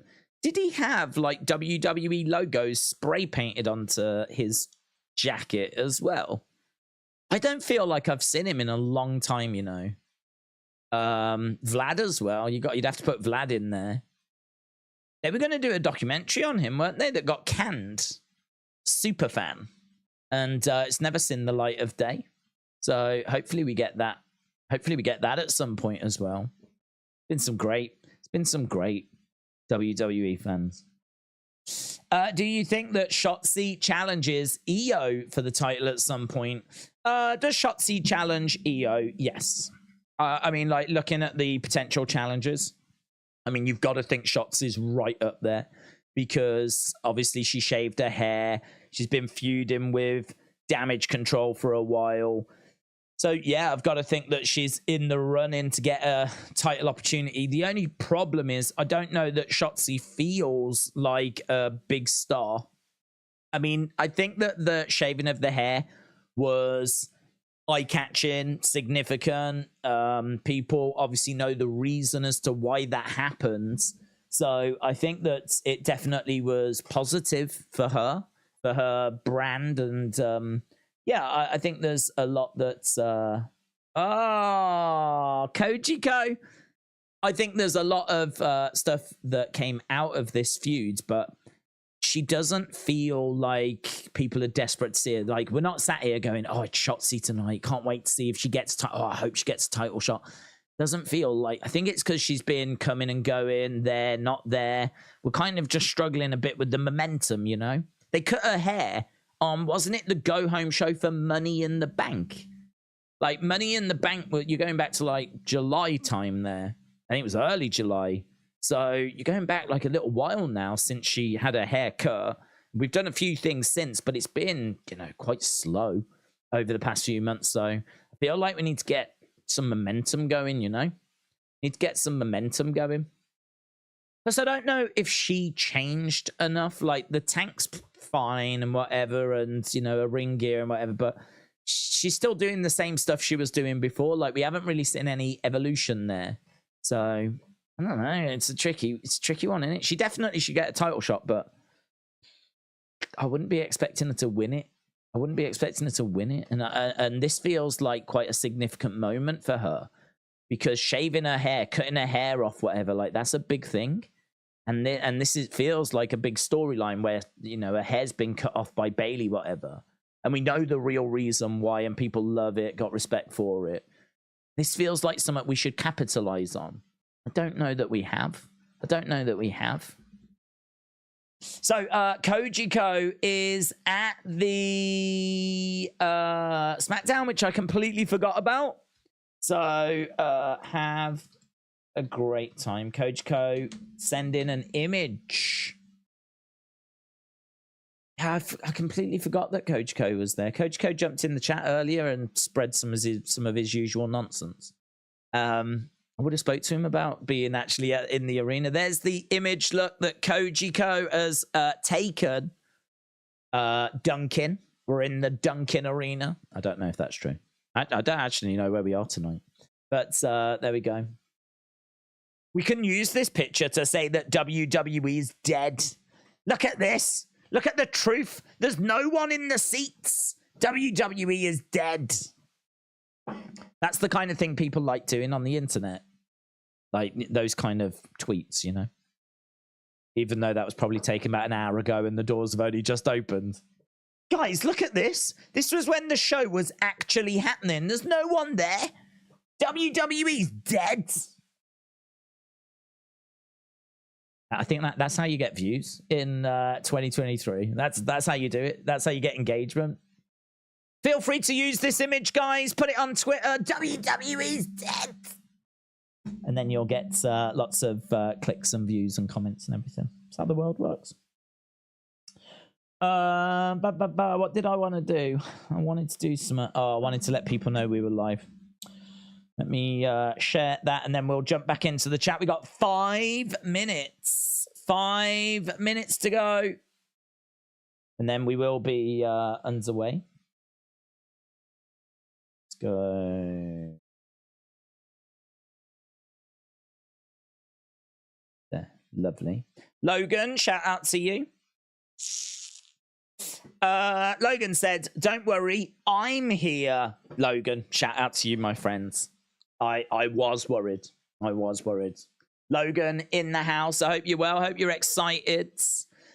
Tommy Toy Travels says WWE is dead. I'm not there. Where are they tonight? Triple T. Are they in your area? Oh. Actually, I think now you've said that, I think they might be. Smackdown tonight. Yeah, Boston. Hey, that reminded me. I tweeted out a video I saw of Grayson Waller. Grayson Waller said that he arrived in Boston and they said to him, go to the beaches. Like, our beaches are beautiful. Go to the beaches. So there is a video doing the rounds of social media of Grayson Waller in Boston, and he shows the beaches and he lays into him. He's like, this place is trash. Look at this beach. You call this a beach? This is a disgrace. It's about 40 seconds of Grayson Waller laying into Boston and pleading with WWE to take SmackDown or Raw to like actually a really nice place like Australia.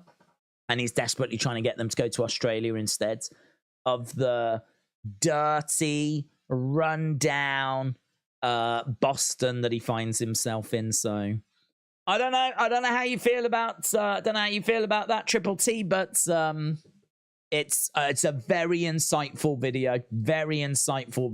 It's completely changed my opinion of Boston. There's only one beach in Boston, and it looks garbage. Riviera is where the beaches are at. Who's more likely to return at WWE Ryback? I thought that you was saying WWE Ryback like that was a show. Who's more likely to return to WWE Ryback? They're doing a show called WWE Ryback. Let's go. That's going to be the most popular show of all time. Who's more likely to return, Ryback or CM Punk? I would say... I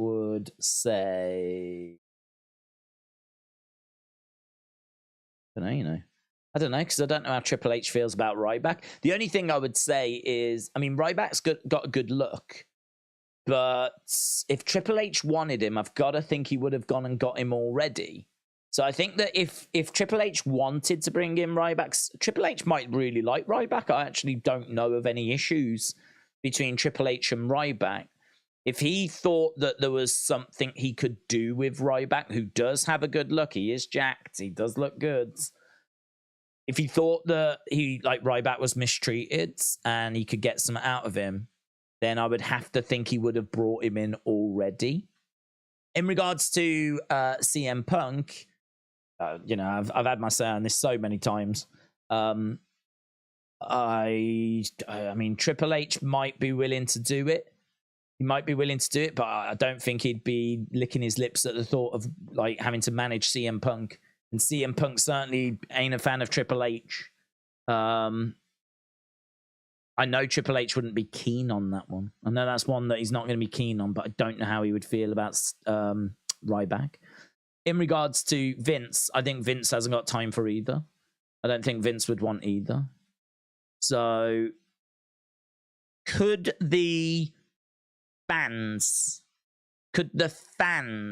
make enough noise that they want CM Punk in order for CM Punk to be the one that would get the nod in that case? Again, I have to look back at the fact that I think Punk has hurt his reputation with the fans. I think there's plenty of fans that were excited to see him coming into AEW that are not as excited about CM Punk now after everything that's gone down. I think that's a tricky one. I would go CM Punk, more likely to return than Ryback. But I think I think we're talking about two people I just don't see returning. Everyone else in the chat, I am going to a WWE live holiday tour in Bangor in my state to watch the show and see Becky and Cody and other stars. See Dub M, have a great time. Have a great time. And we're going to have a great time because we are going over to Smackdown right now. Thoughts with Triple T, who finds himself in Boston, one of the worst areas in all of the world, according to Grayson Waller. I want to go to Bangor. Of course you do, because you're trapped in Boston, Triple T. Ryback wished horrible things on Vince and his family. Punk is more likely by a mile, but this is an ocean or a deep blue sea kind of question. Did he wish horrible things on Vince? I mean, I know that Vince isn't a fan, but I actually don't know the ins and outs of Ryback. I know that he's been in a legal case to try and get the Ryback name. So yeah, I've got to think that I know that Vince wouldn't want him back. I know that, but I don't know how Triple H feels about it. But yeah, it's hard to see Ryback coming back to WWE in it. Update. Book is live on Amazon, but is available to order. Book is live, but is available to order copies in 3 to 5 days. Sonny, shout out to you. You'll have to let us know what it's called, where people can find it. Vince is a terrible person, said J Love. Too many people behind the scenes in WWE fear Ryback, said NYC Mano War. Chris said, going back to the sign idea, cut eye holes in it and then say the guy behind me can look through here. Problem solved. Oh, that's good. That's good. I've cut holes in this sign so the guy behind me can see and then have yeah, that's good. I like that. Right, we are just seeing what happened at Payback. You've hyped up Trinidad guy to be an amazing babyface against the evil, annoying heel green shirt guy, Schmacker Frog. It's exactly how I see it. If they were to feud, that is exactly how I would see it. Trinidad guy is the underdog who keeps having to get moved around the crowds. He doesn't have the same connections. He's fighting for respect. He's fighting for notoriety. Whereas it all just comes so easy now to green shirt guy. To the point where I'm sorry to say, I think it's gone to his head. I think it's gone to his head. So, yeah, I do. I am firmly... I know which side my bread is buttered. I know which side my bread is buttered. My bread is buttered very firmly on the Trinidad flag guy side. It's the feud that we deserve.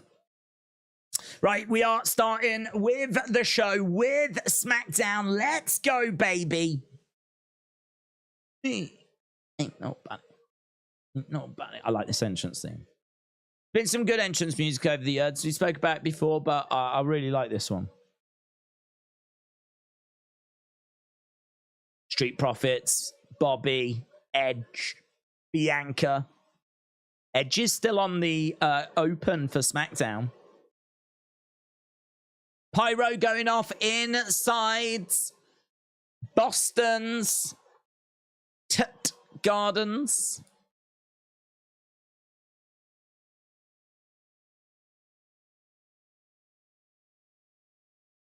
Okay, main event, True Chief Jay Uso sign.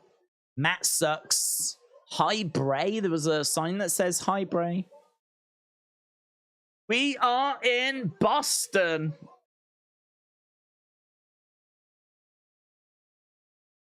Brawling Brutes. WWE keep the firework companies in business, says Borat. Do you think Kevin Owens is better as a face or a heel? I think he can work both, to be honest. I think he can do both. Kevin is a very good heel. I like him as a heel. No nonsense. Come down, just smashing people.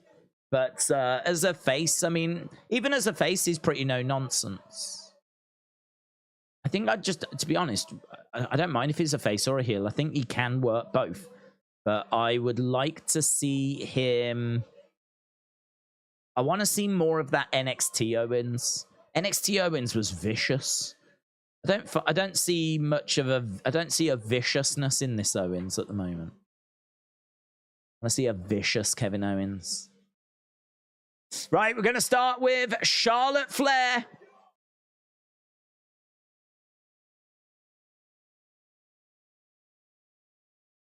Keep an eye on the front row because Kojiko is there. So if you ever wanted to know what Kojiko looked like, then I don't know. I feel like you'll know him when you see him. I think it's one of those where you'll just know him. You'll go, there he is. Okay, here we go. Charlotte making her way down to the ring. She's in ring attire.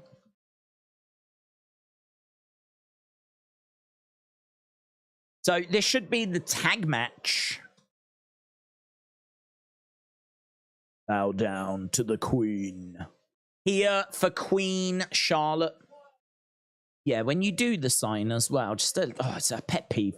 Can you make sure you space the letters out correctly? So, like, so used to seeing people, like, start, like, big and bold, and then, like, they have to squeeze words in at the end because they've run out of room. Like, just get a pencil, a ruler, just take a moment to, like, space it out, right? Space it out. You don't want to write it. I mean, that woman there, here for, she's gone big with the here. She's gone big with the, like, F. And then by the time she's got to the OR, she's got, like, next to no room. She's having to, like, really try and fit it in. She's getting the magnifying glass out to try and fit it onto the side. Like, space it out properly, guys. Come on. Come on. It's flipping. It's 2023. You could probably print it. You could probably go to a printer's and get, like, really nice printed sign. Is it going to cost a little bit more? Yeah, maybe. But you're going to be seen by, like, millions of people around the world. It's probably worth the expense just to go and get one, like, nicely made, you know? Or if you know an artist or someone that can do something a little fancy, you know, probably worth just slipping them, you know, a little bit of money, getting them to do it for you. Unless you're if you're a kid. If you're a kid, do you know what I mean? It's fine. This doesn't apply to you. I'm talking to the adults that can't space letters out correctly. That's what I'm talking to. Right. Shotzi's come out with her tank. Bailey stamps in the tank. Shotzi doesn't seem too bothered about that. Here's Io making her way down. So it's going to be Bailey and Io with Dakota at ringside. Charlotte, Shotzi versus Damage. So we got the power. We got the rage inside the cage.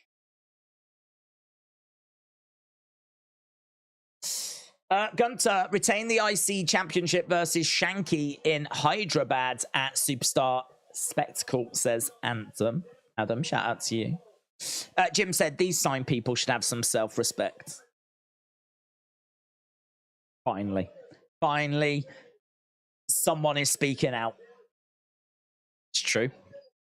Anyone, if you're an adult and you hold up a sign that is not spaced out correctly, like letter-wise, I am judging you. It might only be for a brief second, right? But I am judging you. And I don't think I'm alone. Just bear it in mind. Just bear it in mind. In fact, actually, there's a couple of people that have got a couple of pictures. I don't know what they were of, but I can see some heads in the top right. When you look at the hard cam, look top right, there's a couple of signs of people that have got, like, big signs like this, and they've got, like, a head on. I don't know if it's Bailey's head or not. It's Roman's head. It's Roman's head. I think they've put them back down now because Roman's not involved in this match. Bailey going into the barricade. Shotzi gets chucked to the outside. Io jump into the outside. Moonsault. Moonsault. Moonsault by Io Sky. Shotzi down. Charlotte down. Commercial break. Who wins between AJ and Jimmy? I might lean towards Jimmy. Might lean towards Jimmy, and I might lean towards Solo helping. Shotzi doesn't seem like a credible title holder, just someone to challenge, said here is the thing. Yeah, I'm disappointed about that, to be honest, because I really like her. I think there's a lot to like about Shotzi. I'm not sure about the new hairstyle. I know it's not important, but, well, I suppose it is important because the look of a wrestler is important. I think I'd rather she'd just kept it shaved rather than, like, go into, like, these, like, spikes, these little spikes. But, I don't know, I mean, it's just personal taste, isn't it? But she's gone from having, like, long green hair, which I thought made her stand out, to now having, like, short black spikes. And I suppose, like, spikes do make her stand out, but I don't know. It just doesn't look as fun, to be honest. It doesn't look as fun. But then she's probably not feeling as fun as she at the moment with everything she's going through. But I don't know. It's just just haven't found that thing to kind of, like, really get her over. And this felt like it could have been that thing. It doesn't quite feel like it is. It doesn't quite feel like this is going to do it. But I would love for her to get over, like, really over. I think the tank's fun. Maybe she should be firing out a few more t-shirts, you know? Like, maybe she should come out and fire, like... I don't think I've ever seen this happen, but WWE have got serious money, right?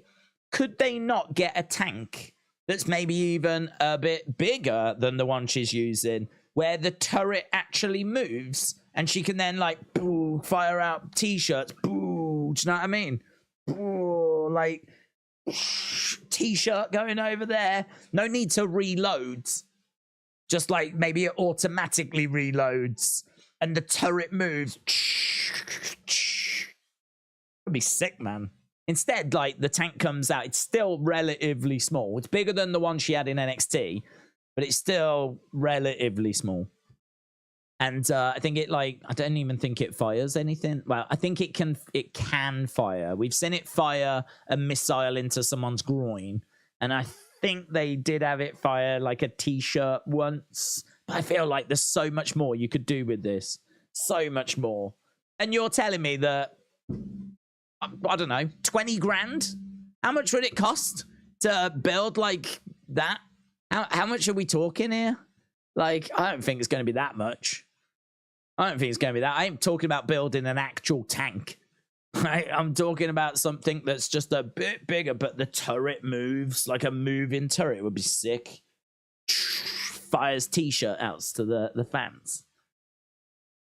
Get it so that you can't move it down. Like, always have it pointing up.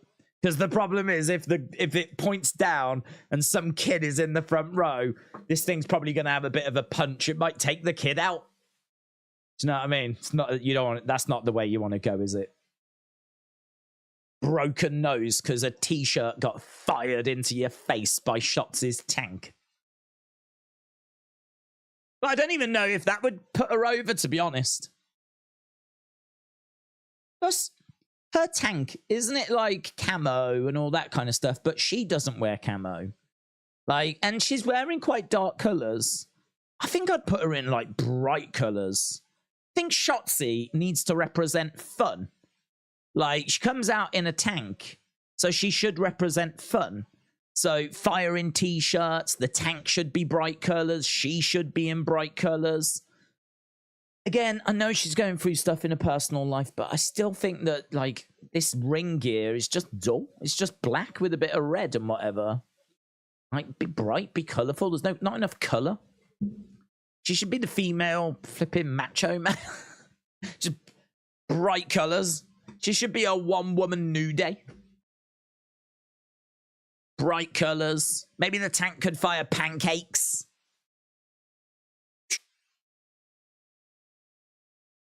I feel like, as well, there should be a button that she can bang and then, like, streamers shoot out the back of it. So the front fires t-shirts, and then she can like bang a button on the side and these streamers shoot out the back as well. If you're gonna do this, do this. If we're gonna go in this direction, let's go in this direction. Let's turn this up to 11. Let's stop fannying around doing like 7s. Crank it up. Let's go. I take tanks very seriously. Wrestlandy said the skyscraping Shanky was in India today.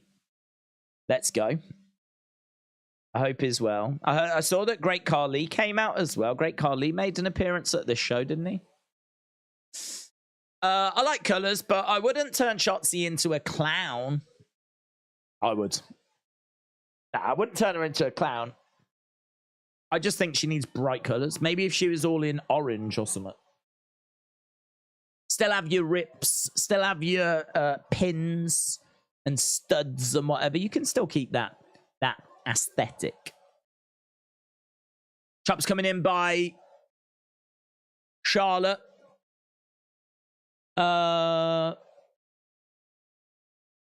Did you know WWE Gareth was actually Gareth Gates? I didn't know that. Amazing.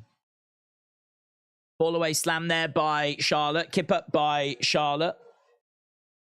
Charlotte going over to the corner. Cartwheeling over, looking for a clothesline. It coming into the midsection. Throw by Charlotte. Roll up by Bayley. Charlotte kicks out. Duck underneath. Down goes Bayley. Trying to work a figure 4. Trying to bridge into a figure 8. Double knees by Io. Io making the save.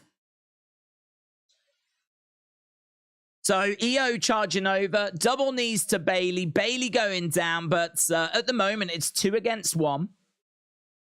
No sign of Shotzi at the moment. It must suck to wrestle someone with all pins, said Jim.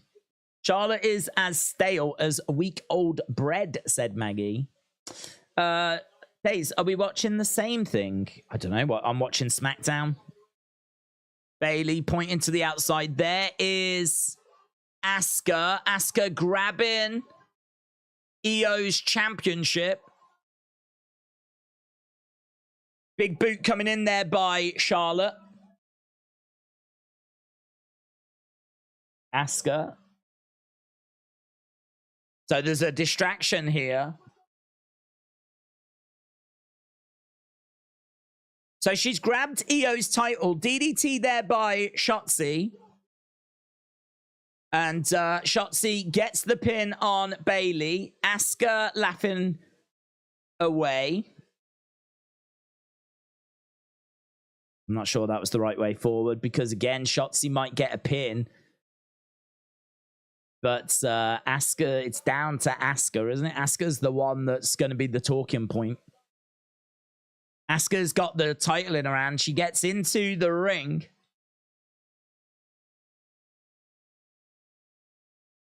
Io coming over to Asuka. Asuka's got slightly different hair. She has been having shorter hair.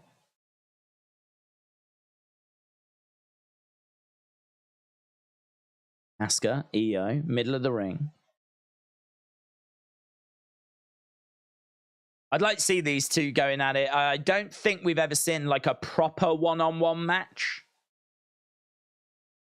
Asuka jumping out the ring, then Io grabbing the title.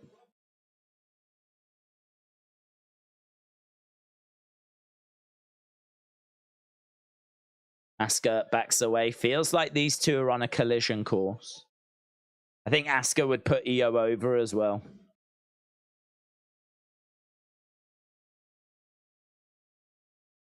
So Asuka staring at Io.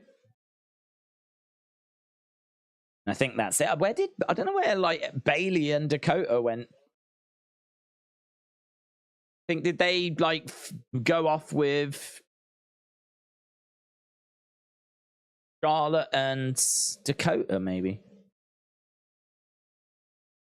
Right, we're just seeing what happened last week with Jimmy Uso.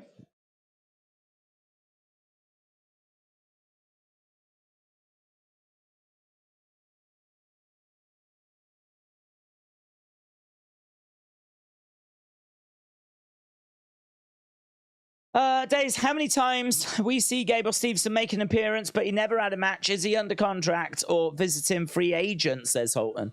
He is been removed from the roster today, so we don't actually know what's happening with him. He was a member of the NXT roster, and he's been removed. Now, there's big allegations against him, which, you know, just seem to have overshadowed everything. I honestly don't know what WWE are going to do going forward, unless they think like maybe they can put him on the main roster and it will negate the noise, or I don't know. They did that one show and Gable Stevenson competed against Baron Corbin and the reaction was very, very negative. And we did wonder what they would do after that. And the answer seems to have been remove him from the roster, and I don't know quite where he stands. So yeah, it's all up in the air at the moment for Gable Stevenson. Asuka wants her title back, said Jeremy. Matt Handy, shout out to you. Bembo said, did you see the great Carly said he's got one more match in him and that he wants it against Omos? Hayden said Asuka wants her title back. I love Jimmy's new theme. Is he going to join the Bloodline, said WWC Jimmy. We've had nearly 1,000 votes, and it's kind of around 50-50. So far, 53% of people have said yes, he will rejoin the Bloodline. So it looks like people are leaning slightly towards yes. Jimmy is going to take the title, then become the leader of the Bloodline, said WWC Jimmy. Why is SmackDown looking so good? Why can't they do with Raw? Oh, here's Heyman.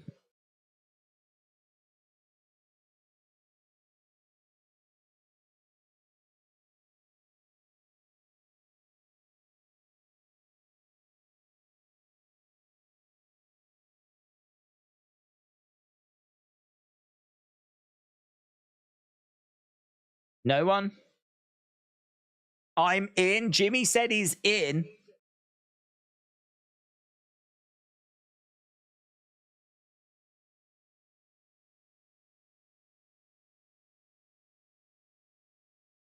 Jimmy said no Roman, no Solo. There's in and then there's in.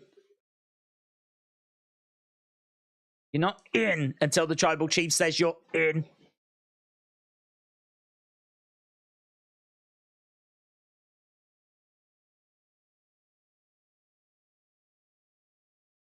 Do yourself a favor. Handle AJ tonight.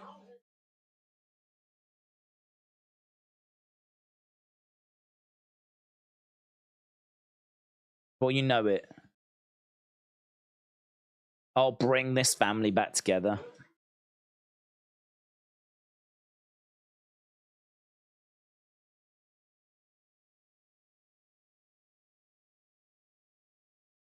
Okay, so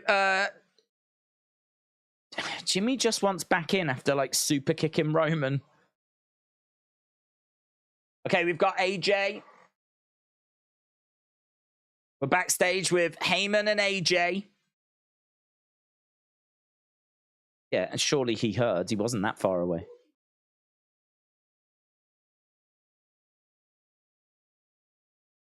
AJ Styles chants. AJ grabs Heyman.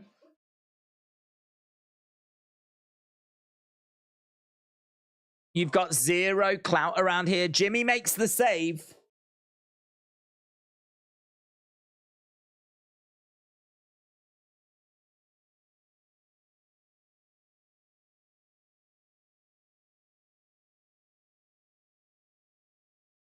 Yeet. Jimmy walks away. For Roman Reigns. Paul Heyman, call him Roman. So, Jimmy, I mean, do you know what? This is one of those stories where I think you've just got to watch and follow it, right? Rather than going, doesn't make sense, all this kind of stuff. Watch and follow it.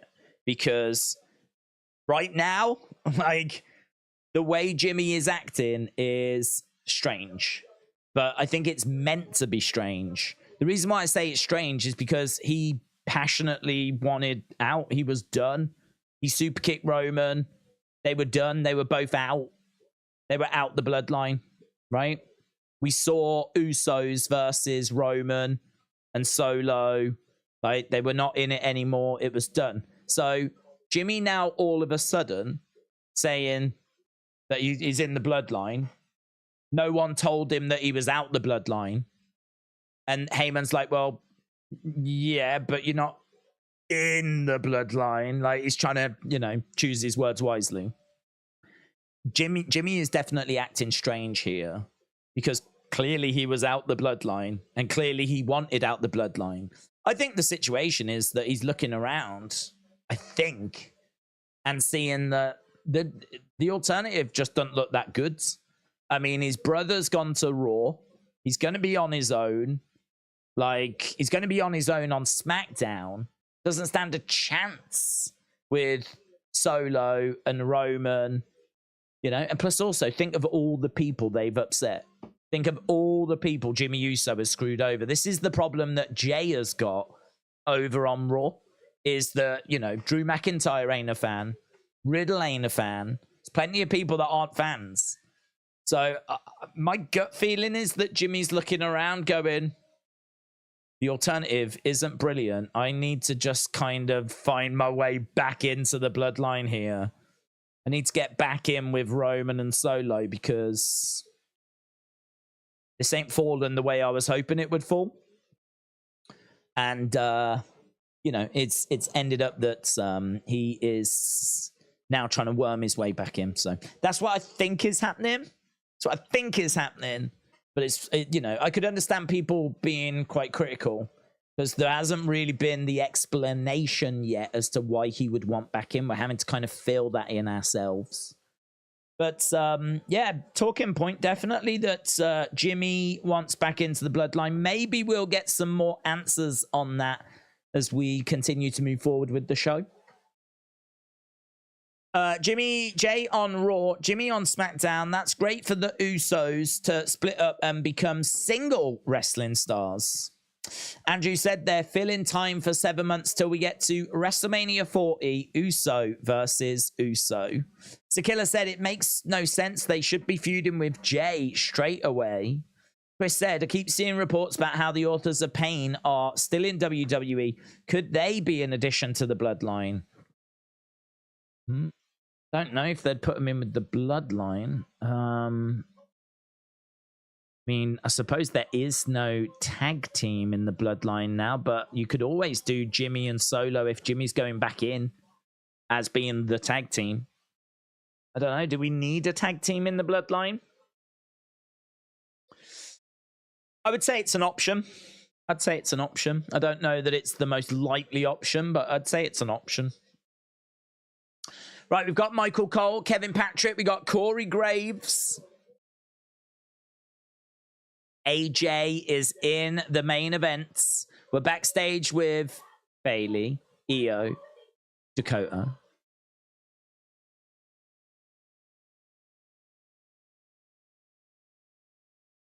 Asuka's not the champ anymore.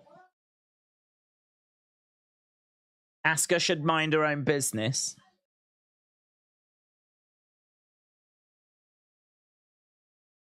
So Io said she's ready for Asuka. That's a challenge for the title. Okay, LA Knight making his way out. LA Knight wasn't advertised. I mean, I knew he'd be on the show, but I don't know what he's doing. Asuka should kill the queen, said Maggie. Big shout out to my Hollywood mother-in-law health, said Q the Late Night. Who do you think is going to win at WrestleMania 40, Cody or Roman? I'll go Cody. Could it not be a whole plot twist and have the splits have been planned by the Usos in order to get Cody to SmackDown to take out Roman and then reveal all at some point afterwards, said Officer Clusternut. I don't know, to be honest, because I don't know if they knew that if Jay went over there that there would be the trade. I don't know. If they knew that it would result in a trade, then maybe. But then saying that, they wouldn't have control over who would go the other way, would they? I don't know. How would they know that Cody would be the one that would definitely replace Jay? Would they know that Jay going over would definitely result in someone being traded? It's a promo from LA Knight.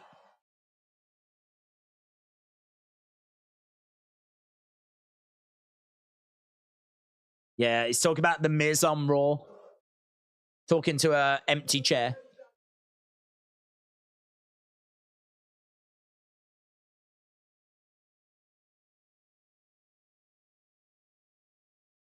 Guys,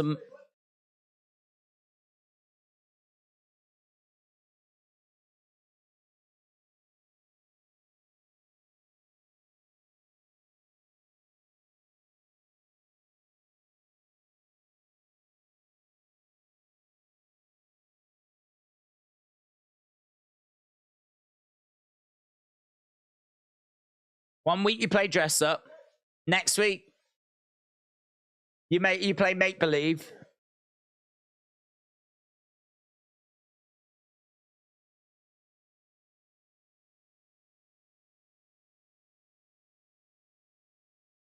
LA Knight won because of John Cena. No. I didn't ask for John Cena.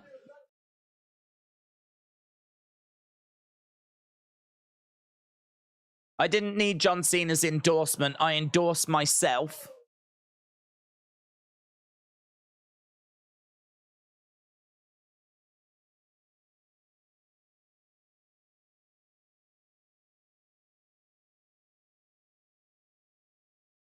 Okay, so he's just saying he didn't need John.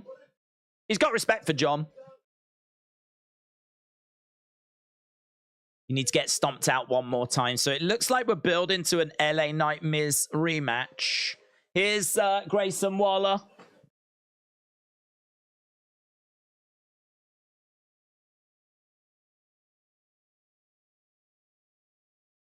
Grayson Waller making his way out. Grayson Waller does not like Boston beaches. That's what we learned earlier.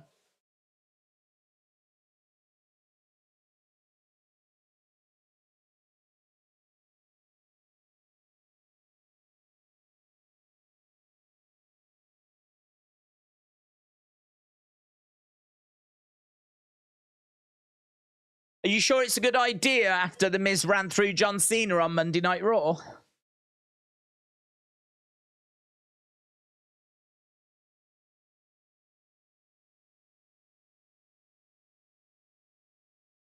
Okay, so Grayson Waller bringing out Austin Theory.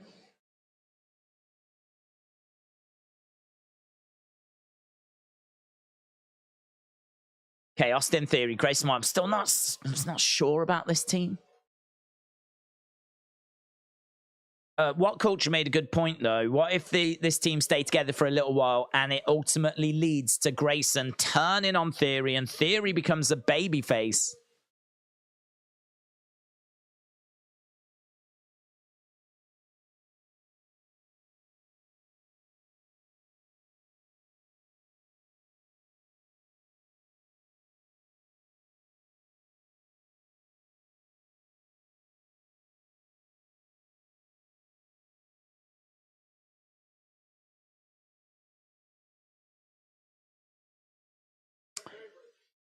You two have got to be proud of yourselves. You're obviously fan favorites, and the crowd start booing.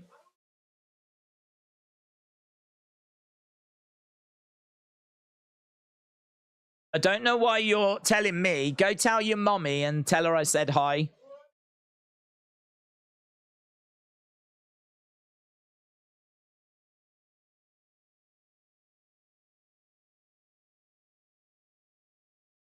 Who's the ref that helped LA Knight beat The Miz? John Cena.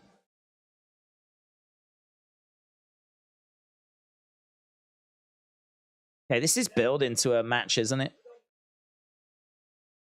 Theory looks great, said Lone Star.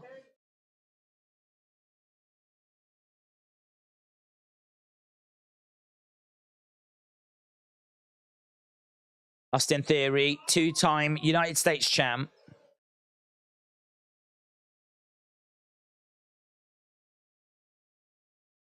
What's LA Knight done? You've just been here.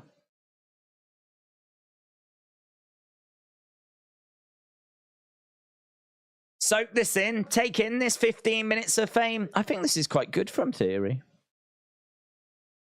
Basic stuff. Nothing exceptional.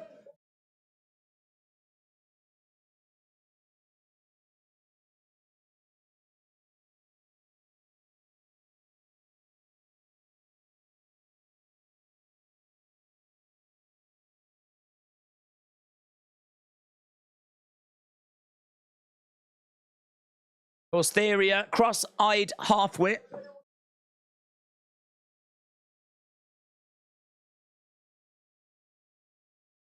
I think Theory hasn't recovered from the Money in the Bank US title cash-in. He's still damaged goods, said Ernest. These two are boring. There's no mic skills, said Chris.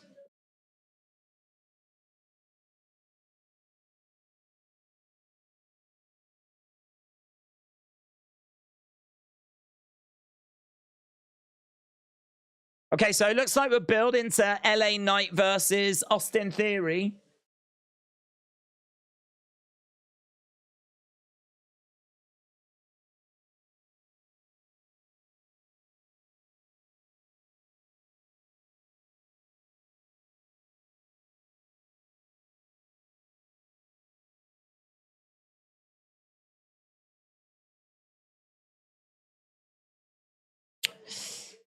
Crotch Goblins, lol. What if Theory wins, said Lone Star Friends. Crotch Goblins, put it on a shirt. Ellis Dub said, if it's done right, Theory versus Waller feud could catapult them to a higher heights. They both have to fill their heel versus face roles nicely, and it could do a lot for both guys. Keister316 said, wrestle with Andy. K-Pop Lover said, Theory hasn't recovered since the golden egg. Flyboy Wave said, Austin Theory's only 26. Hella years left in him. Grayson Waller, probably young too. Austin Theory's newest elite has the doofy head sculpt. I want a WWE 18-wheeler toy set. Jim said, LA Knight feels like I'm watching an old school wrestler. It's great. Do you think Dana White will bring Ronda back? No. I think he shot that down, actually, at a press conference. Scott said, why did Ghostbusters have crotch goblins? I don't think goblins have crotches. It's the big talking point tonight. Do goblins have crotches? Geordie said, they advertised LA Knight Theory at the start of the show with a graphic. I'm guessing it was another mistake. Oh, I didn't see that. They didn't advertise it before. So, yeah. Considering how that segment just played out, they did make it seem like that match wasn't planned. So, yeah, showing that graphic probably was another mistake. Lol. Big Time said, feels like we could have saved the extra waffle from Theory and gone straight to the match after LA Knight's promo. Travis said, CM Punk champ broke out at WWE Superstar Spectacular. Flyboy said, Days probably interacts with the community. Flyboy, shout out to you. Dinesh said, do you watch cricket? I love cricket, yeah. I watch England's. I can't say that I tune into other countries, but I will try and watch a fair bit of the World Cup. I will tune into other countries for the World Cup. So I'm really looking forward to that. Dean said, I think those two make a good couple, Austin and Grayson. K-pop lover said, crotch goblins versus Judgment Day. Scott said, we need a poll. What poll? We need a poll debating goblin crotches. Do we? Do we? Do you think CM Punk's coming back to WWE? No. Gene said, what's happening at United? Nothing. Don't think that sale is going through. Scott said, theory is boring. My Phenomenal Figure said, who is your favorite in the women's division?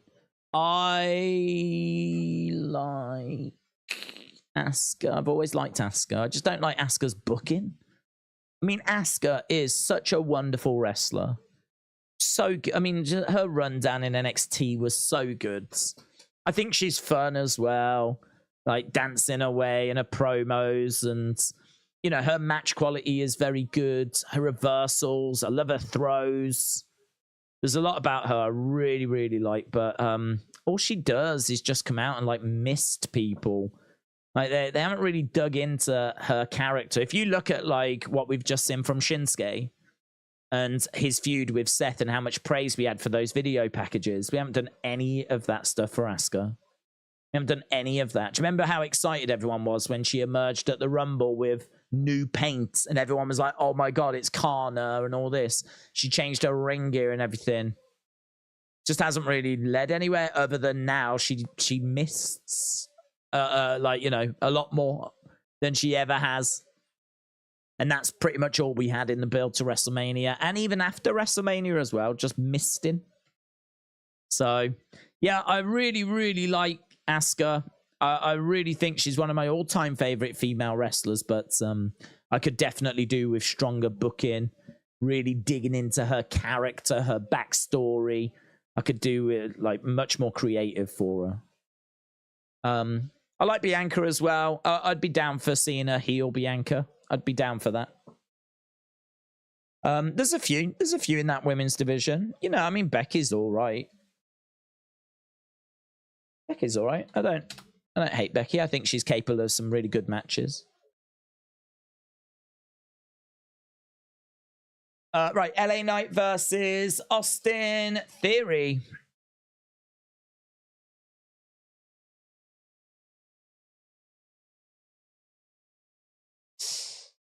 I prefer CM Punk's wife, AJ Lee, to return to WWE instead of Punk, said NYC Man O War.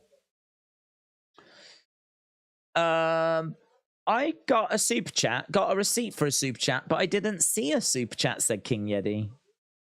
Well, put it in, but I'll still read it. I have not seen one either. There's one from George, though, says, I really love Bailey's lemon pound cake. So it seems like Bailey is cooking some stuff up in the kitchen because she is providing dessert for George. And George said, I love Bailey's lemon pound cake and I like it when you say it, says George. George, it is a pleasure for me to say that you enjoy Bailey's lemon pound cake. It's not a problem. I'll say that all day long. I want everyone to know that George C. loves, his favorite thing is Bailey's lemon pound cake. There we go. Done. Just for you, buds. Just for you.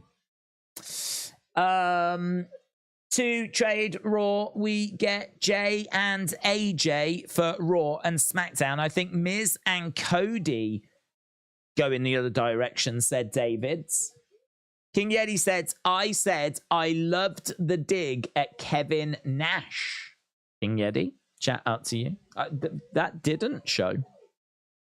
You say that it showed up and that it had all that. It has. Imagine if it comes through in about an hour. Theory, face first into the commentary table. Who is your favorite out of these three? Grayson Waller. I've got high hopes for Gray. I mean, I've got high hopes for Austin Theory. But yeah, it's still not quite clicked for him, has it? But I really like Grayson Waller. I think he's got a good look, good size. I can see him being a WrestleMania main eventer. I can see him being a multiple-time champion. He's got good delivery. I don't think his content is quite there yet. I really would love for him to say some stuff that like people really go, oh, did you hear what Grayson Waller said? I think he's capable of that. I don't know if he's being held back. I've got to think, right? If you're on TV once a week, I mean, put yourself in this mindset. You're on TV once a week. You don't know if you're going to get promo time or not, and you don't quite know who you're going to be promoing against, but you would think, I would think of some good lines to say against everyone on the roster.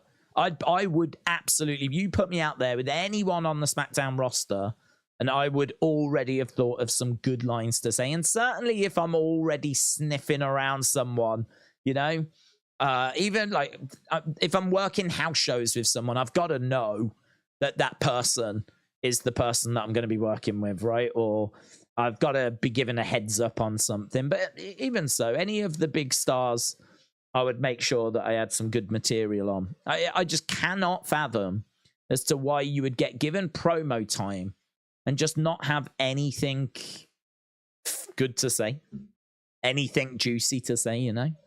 So I don't get it. I don't understand. Do they just not do it because they think that creative, maybe that's it. Maybe that's the problem. Maybe that is the problem. Their promos are scripted by creative and they turn up and they're not expected to have material like they would on AEW. You know, on AEW, I think like MJF can say what he wants to say. But on WWE, I think it's written for them. And so like they either have to say what's written for them, or if they do want something they want to say, it has to get like cleared, and not everyone is allowed to just say the stuff that's going to be said. That, you know, not everyone's allowed to say what they want to say. I actually don't know about LA Knight if he's being allowed to say what he wants to say. I would think probably not, because stuff like crotch goblins, LA Knight's capable of better than that.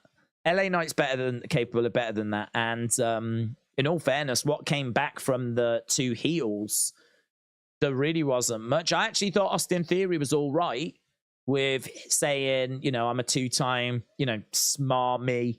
I'm a two-time United States champ, and you. What I really liked how he turned to Grace and he was like, "What's he done again? What's he achieved?" And they were like talking amongst themselves, trying to work out what it is that LA Knight has actually managed to do. And obviously nothing at the moment because he's only just got started. But I didn't mind that. I didn't mind the 15 minutes of fame thing. Enjoy your 15 minutes of fame. Like I think from a heel perspective, that's okay. But it's still not something that people are going to buzz about on the internet, is it? Still not something that people are going to take to Twitter and like really shout about. So I don't know, man. I think like the promo game in WWE, if it is all being scripted, they've got to do a better job with it.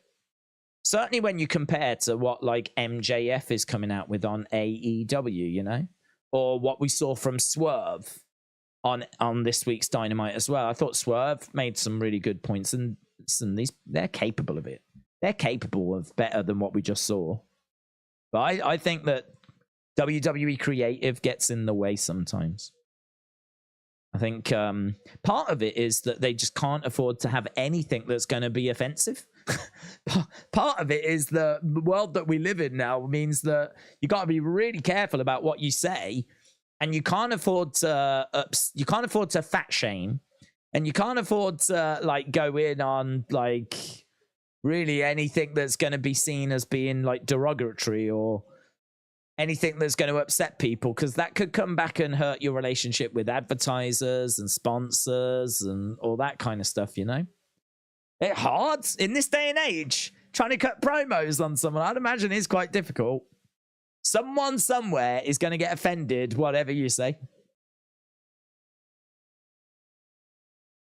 Is that a blockbuster by Theory? Going for the cover. Kick out. Did you catch the Dylan Dennis Logan Paul face off? If not, are you doing a live stream for it? No, I didn't catch it. I'm not live streaming a face off. I think we'll be doing the fight, but we don't live stream face offs. Ernest said PC cancel culture is trash. Imagine this scenario: AEW dies tomorrow. How many top stars go to WWE? Well, I don't know. I mean, I think they'd definitely pick up a few. But I don't know how many would want to go to WWE. You know, I don't know if the Bucks, for example, would be interested in going there. I don't know how Kenny would feel about going there. Eddie Kingston, I don't know if he would. I don't know that WWE would want Eddie Kingston. I like him, but, you know, WWE put a lot of value in the look. Grayson Waller jumping up is undoing the top turnbuckle. So there we go, Grayson, just letting Austin Theory know that the top turnbuckle is now exposed. So the turnbuckle pad has been removed.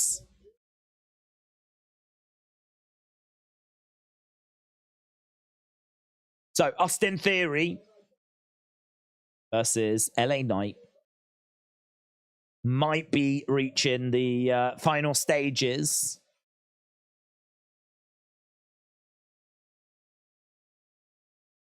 LA Knight then has got Theory down. Referee is in the corner. He's looking a little bit confused because he's noticed the turnbuckle's exposed. Elbow drop by LA Knight. Grayson again jumping up, trying to provide a distraction. Roll up by Theory. Kick out.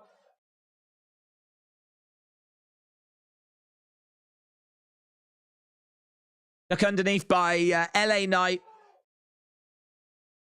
1, 2, 3. And LA Knight pins and beats Austin Theory.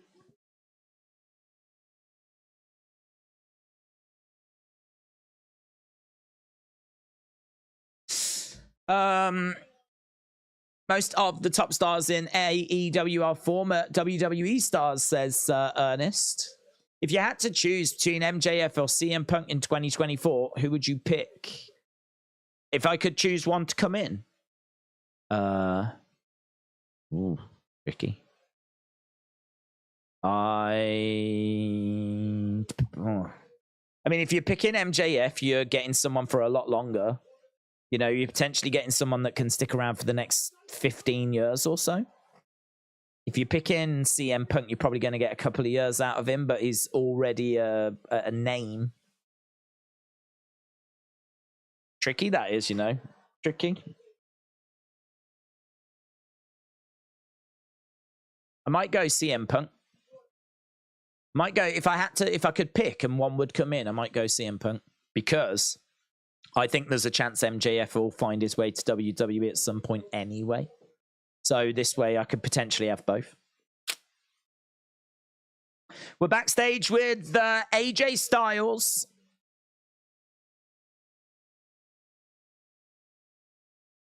And he's not happy.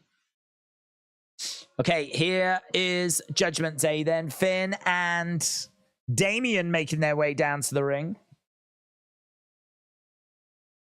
Who are they taking on again? They are taking on Brawling Brutes.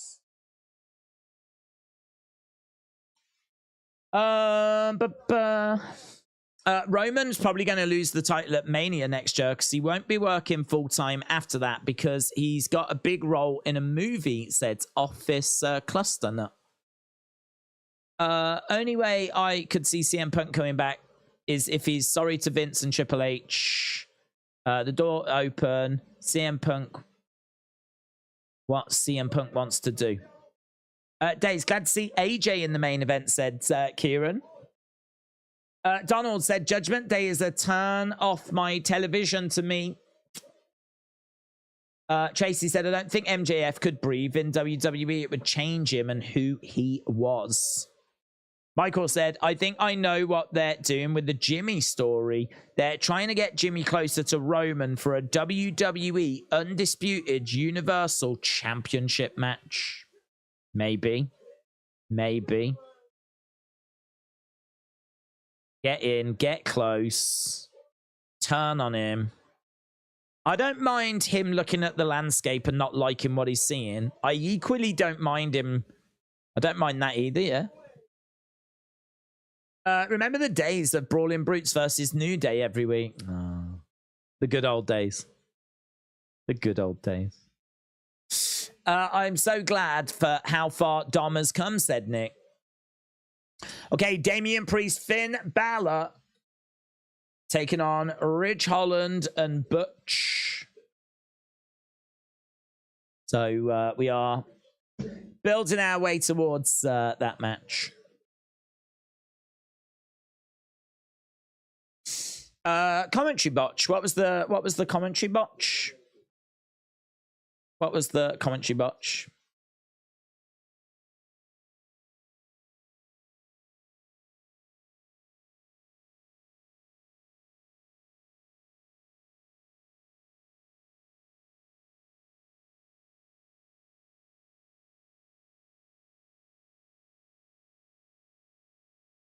They need to unify the belts like they did Romans. Ernest said CM Punk left WWE for over half a year and didn't talk to anyone. And after he got fired for not showing up to work on his wedding day, he went on a podcast and trashed the company. I'm not understanding why no one's calling out Roman. Does anyone want to be champion on this show? Said Horror King Mayhem. It's a good point. The announcer almost said Dominic was Mr. Money in the Bank. Oh, okay. Send your Money in the Bank, Dominic. Love announcer botches.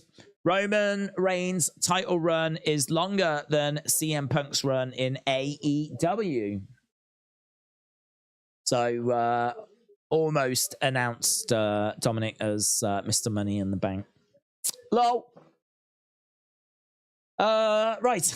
We are at commercial break. We'll have to do halftime scores at the next one because we're probably going to go back to the show now. Almost halftime. Wow. Already almost halftime scores.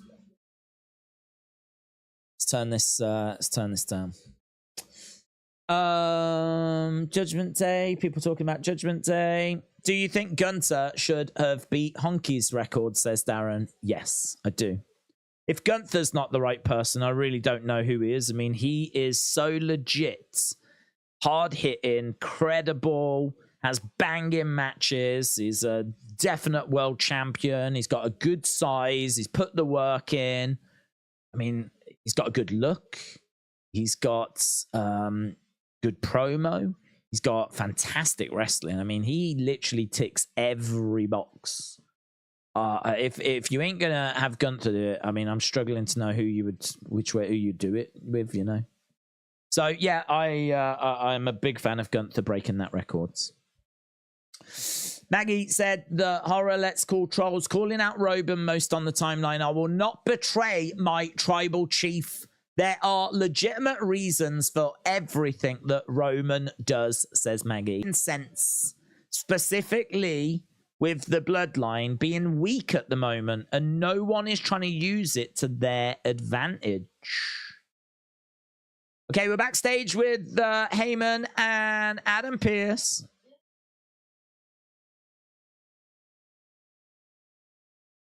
Who's being traded?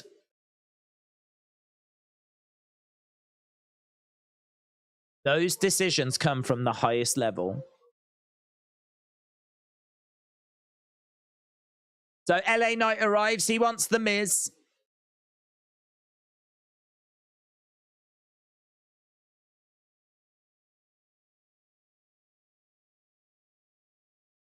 We've never been introduced. My name is Paul Heyman. He goes to shake. I'm a huge admirer of your work.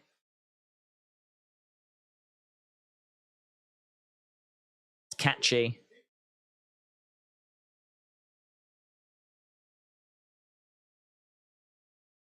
Let me help you out another way.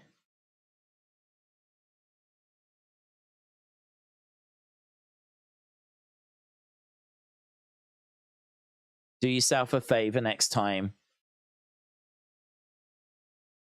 and knock first. Are we clear? LA Knight says yeah. Good.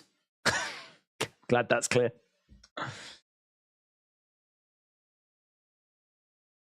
So Heyman wants to find out who's coming to SmackDown. LA interrupts and asks for the match with Miz. And Heyman gives LA advice.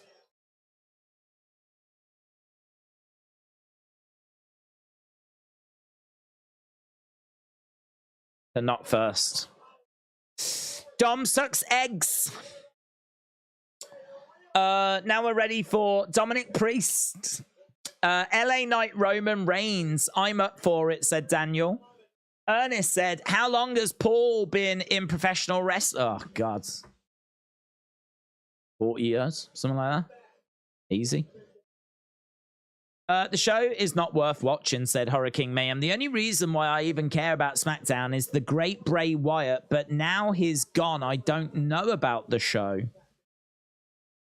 I hope Dominic Priest and Finn Balor win with no help from dirty Damian Mysterio, said Real.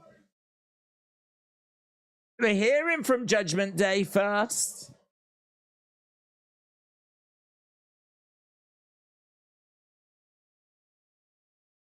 Damian, Finn. Grand Slam Finn. Grand Slam Finn. Feel like the SmackDown is in 8 out of 10 territory.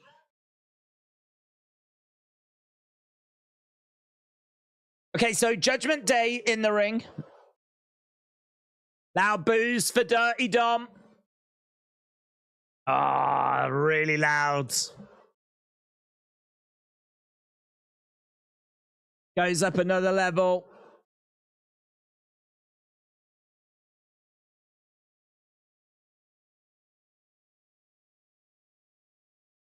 Again, booing it. Legit can't hear him. Legit can't hear him.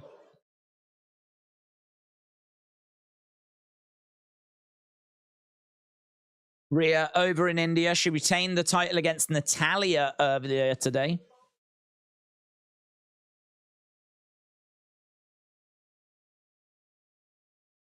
Something about playing as a chick to try and fool your king. Paul has been in wrestling since 86, said Tracy. Do you think JD will finally join Judgment Day? I hope so. I just want to see that story move forwards.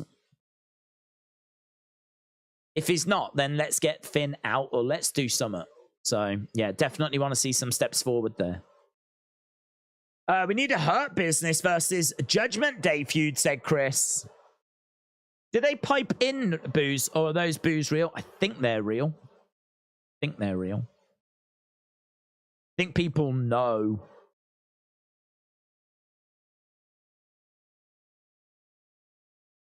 I think they're real. I think people know whenever Dom goes to talk, you boo. Why would Knight join the Bloodline? Wouldn't.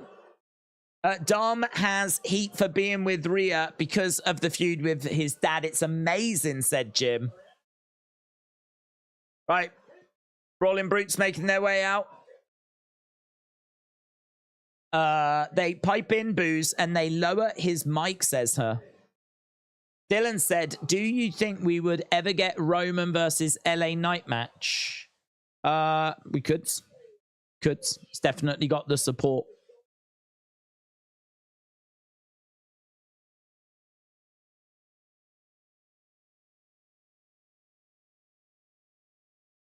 Brawling Brutes have come out.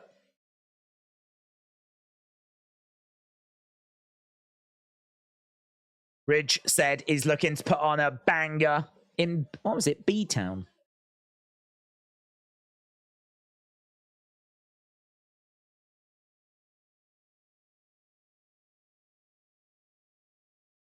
I've made a habit. of breaking fellows like you. Ridge is getting some time to talk here. Not used to seeing Ridge do promos. Not me you need to worry about. It's this fella. It's Butch. Finn laughs. Did you hear this, Damien? Dom, did you hear this? They want me to worry about this fella.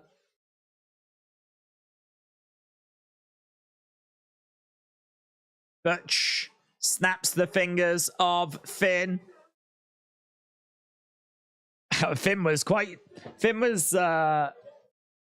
it quite humorous, the idea that Butch would be something he needs to be fearful of. So Finn Balor, Damian Priest, Ridge, and Butch coming up. Right, I think we're about to go to halftime scores. Are we? Yes, we are. Oh, hang on. This Monday. Cody Rhodes this Monday. Gunther. Championship celebration, as it should be. This will be the start of the downfall now. Raquel and Rhea. Oh man, Monday looks good. I love the Intercontinental Championship celebration. Definitely here for that. Norfolk this Monday. Right, let's go. Let's go. Monday looks all right. Okay, let's turn it down. Let's do halftime scores. Halftime scores, everybody. It's the halftime scores. I really want to know your halftime scores. Put it in the chat. Halftime scores, everybody. It's the halftime scores. Are you happy? It's the halftime scores. Are you happy or you sad? Halftime scores, everybody. It's the halftime scores. I should get that recorded. If I got it recorded, I could just press play then. Just sit here like this. Okay. Honky Tonk Man to dethrone Gunther said Wrestle with Andy. WWE AEW fan says 675. Dean said 8.6. Alex Bliss Gamer said 7. Loopy Girl said 7. 1 Minute Wrestler says 7. 6, simply due to LA Knight and Paul Heyman interaction. The rest has been, says, huh? Tracy said 7.75. Michael said 7.5. Leonard said 7.25. Harith said 7. Jordan said 6. 1987 Big Fan said 6. King Yeti with a 6. Scott says 8. Hayden said 6.5. Irish Rebel says 7. JJB Gaming with a 4. Shannon with a 7.2. Zoom Station with a 5.5.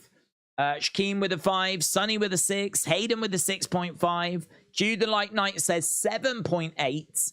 David said 8 out of 10. Very good show. J Love said 4. Doesn't feel like anything has happened. May Ding So said 6.5. Stand and Fight says 8. Ernest said 5. Greg says 8. Hayden said 6.5. Zokiller said 6.2. Maggie, shout out to you. Madingso said Bailey should have won. Aaron said 6. Samantha says 8. Justin said 7. Banja, is it? Seeker Banja. Seeker Banja says 7. Kieran said 8.5. Justin said 7. David said 8. Zoom Station said 5.5. Legend Killer with a 6. We've got scores all over the place here. I mean, nothing like super low, but I would say it feels like probably 7 feels about the average. But we've got people down in the 5.5s and 6s. But then we do have like Oblong Box said 4. Hurricane Mayhem said 5. Legend Killer says 6. Jalen says 5. But then we do have people that are saying like 7s as well. Zoom Station said 5.5 crotch goblins. Lol. I agree. For me, this is about a 5.5. I think that don't know. This feels like one of those shows you could skip. Like, I think the reason why it's not lower than that is because I think the Jimmy Uso stuff is interesting. Him saying that he wants to be back in the bloodline. Like, I feel like he's made his intentions quite clear. So that is quite interesting. And Heyman saying, you know, let me speak to Roman. That feels quite interesting. I mean, LA Knight wants Miz. Asuka is seemingly going to be the next challenge now for EO. So we got some clarity on that. But really, outside of that, not really much has gone down, has it? You know, it's hard to say that.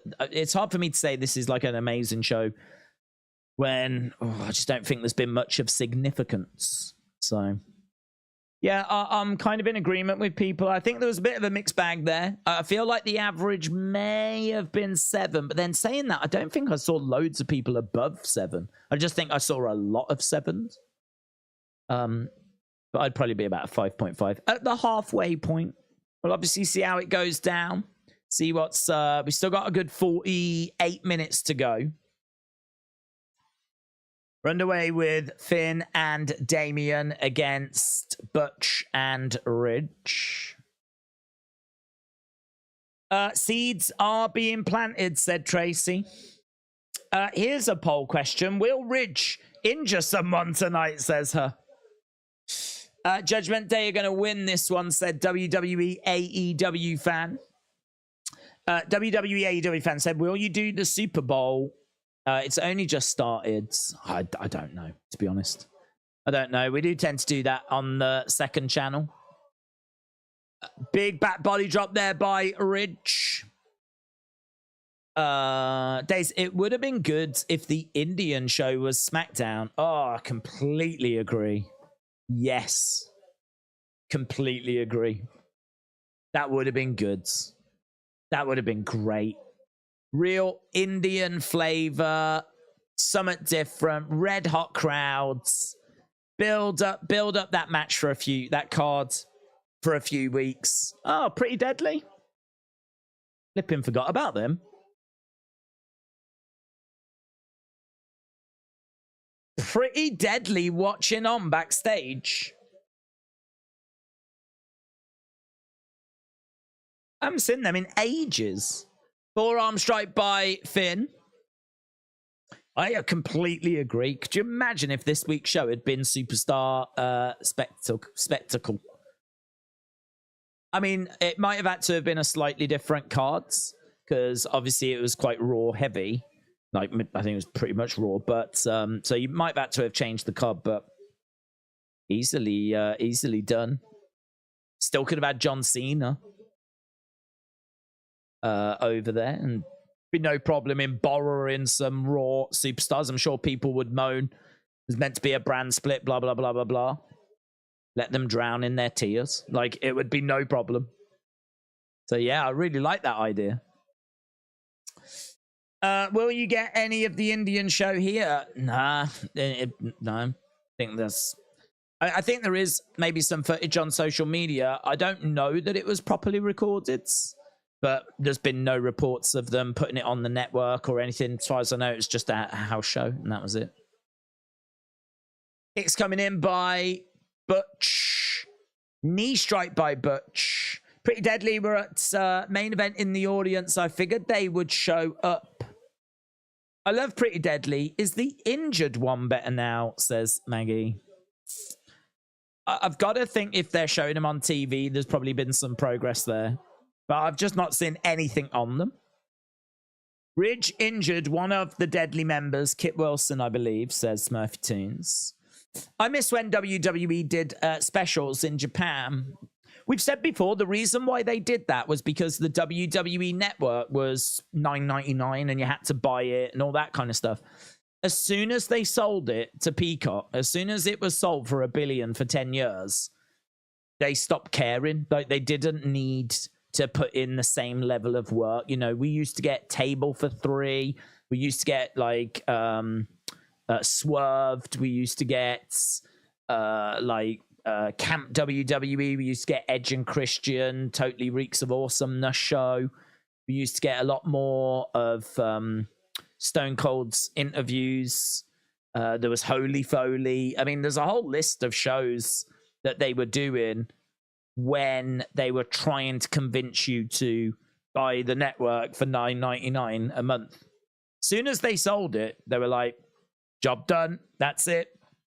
You can have everything that's already on there, and you can have a pay-per-view.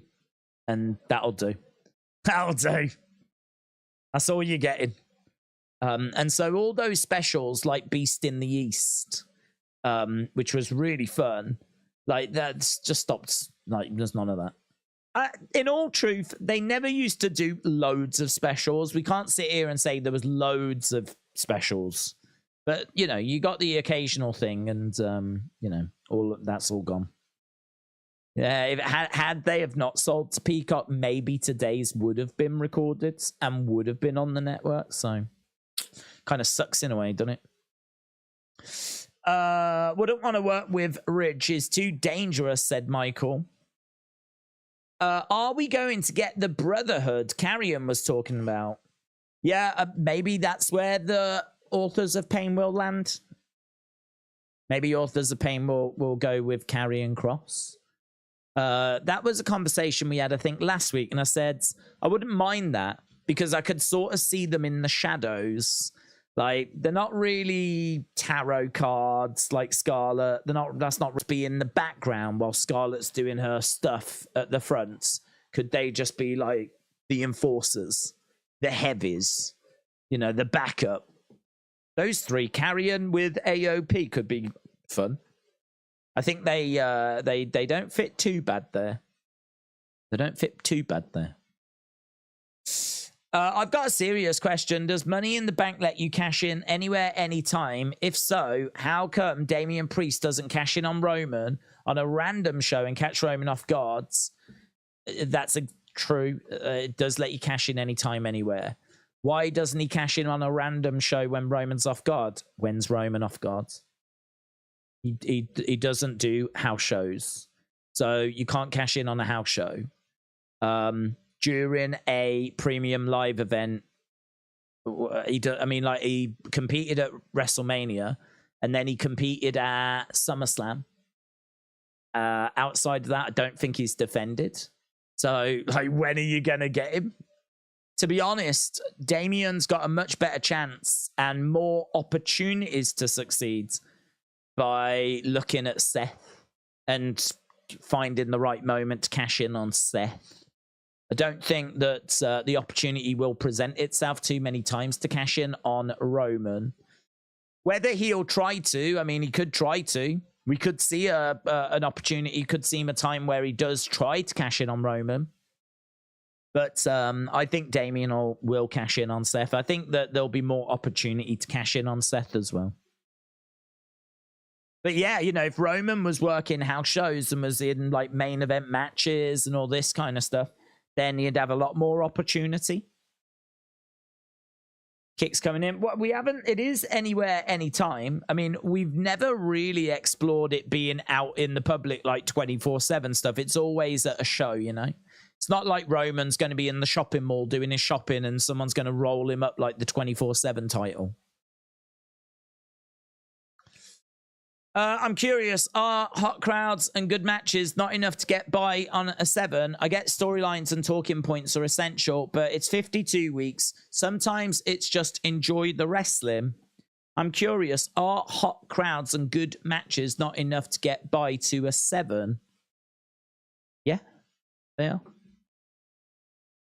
They are.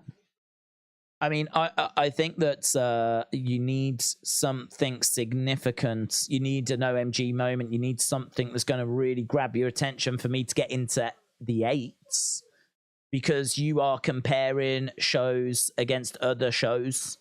You know, like you are talking about this show. If a show is going to be in the 8s and the 9s, you are saying that was a significant show. That show is a big show. Like, you need to watch this show. And for me, if there's not going to be like OMG or significant moments on that show, then like what made that show so special? If we're just saying that good wrestling and a hot crowd is going to be good enough, well, then a lot of shows would be good enough, and all of a sudden your rating system is just not going to matter, is it? Because if a hot crowd and good wrestling is going to be good enough to get an 8.5, how is that then going to differentiate from a WrestleMania 19 or a WrestleMania 17, which really does deserve to be in that range, you know? So for me, like, hot crowds, good wrestling, hot crowd can get you 7.25, absolutely. And can get you higher if there is going to be something that's got more weight to it. But I always think when you look back on the year, if you look at your SmackDowns and you look at your Raws and you look at your scores, if you was to record them, the shows that are going to stand out, the shows that you really do want to go back to, they've got to have something about them. They've got to have something that makes them stand out. I would argue that good wrestling and a hot crowd should really be the bare minimum that you're hoping for. Do you know what I mean? That should really be like a given. Like, if a crowd isn't hot, then they've kind of let themselves down. Like, you should have a good crowd. And you should have good wrestling. If you've got bad wrestling, then you've got a bad show. If you've got good wrestling, then you've got a good show. But what makes a great show? For me, you need some moments. You need some that really makes that show stand out from the other shows. Butch is pushed into the ring. We got 38 minutes to go. What if he puts Money in the Bank up and someone like Brock Lesnar steps in and wins an Anywhere Falls match? What if he puts the Money in the Bank up and someone like Brock steps in and wins? Well, yeah, I mean, we have seen people win Money in the Bank before. 1, 2, 3. It's a win here for Finn. So Finn and Damian are victorious. Damian Priest slamming Butch on top of Ridge. Coup de grace finishes off the job. So a win for the Judgment Day. I remember when Payback, Seth versus the fans were dead. Judgment Day win, they do. Dominic. Oh, here we go. The Almighty coming out. I can get behind this. Judgment Day might have a problem now. Judgment Day might have a problem now. Almighty has made his way out. Okay. Bobby, Angelo Dawkins, Montez Ford making their way down to the ring in suits with Dirty Dom, Finn Balor, Damian Priest. These guys should win, man. These guys should win. Whatever this group is called, these guys should win. Street Business should win. Stepping into the ring. So we got Judgment Day on one side. Street Profits and Bobby on the other. This is great. Oh, man. Bobby stepping up to Damian Priest. This is the good stuff. This is good. Montez. I'm not so bothered about Angelo Dawkins and Dominic. But Montez and Finn.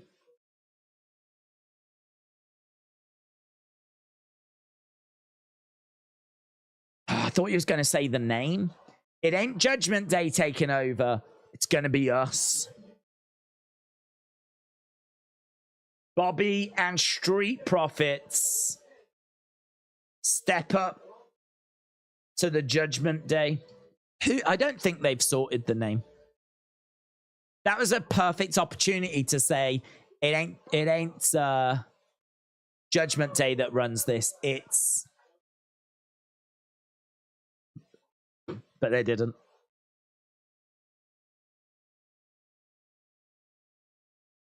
AJ versus Jimmy. Do you guys know what's going on?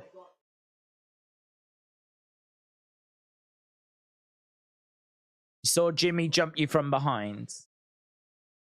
AJ's upset.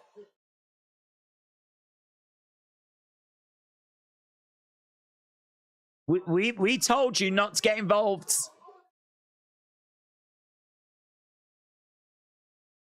I like this as well. I feel like the show's woken up. AJ having a go. If this is how this is going to be, I don't want you anywhere near my match.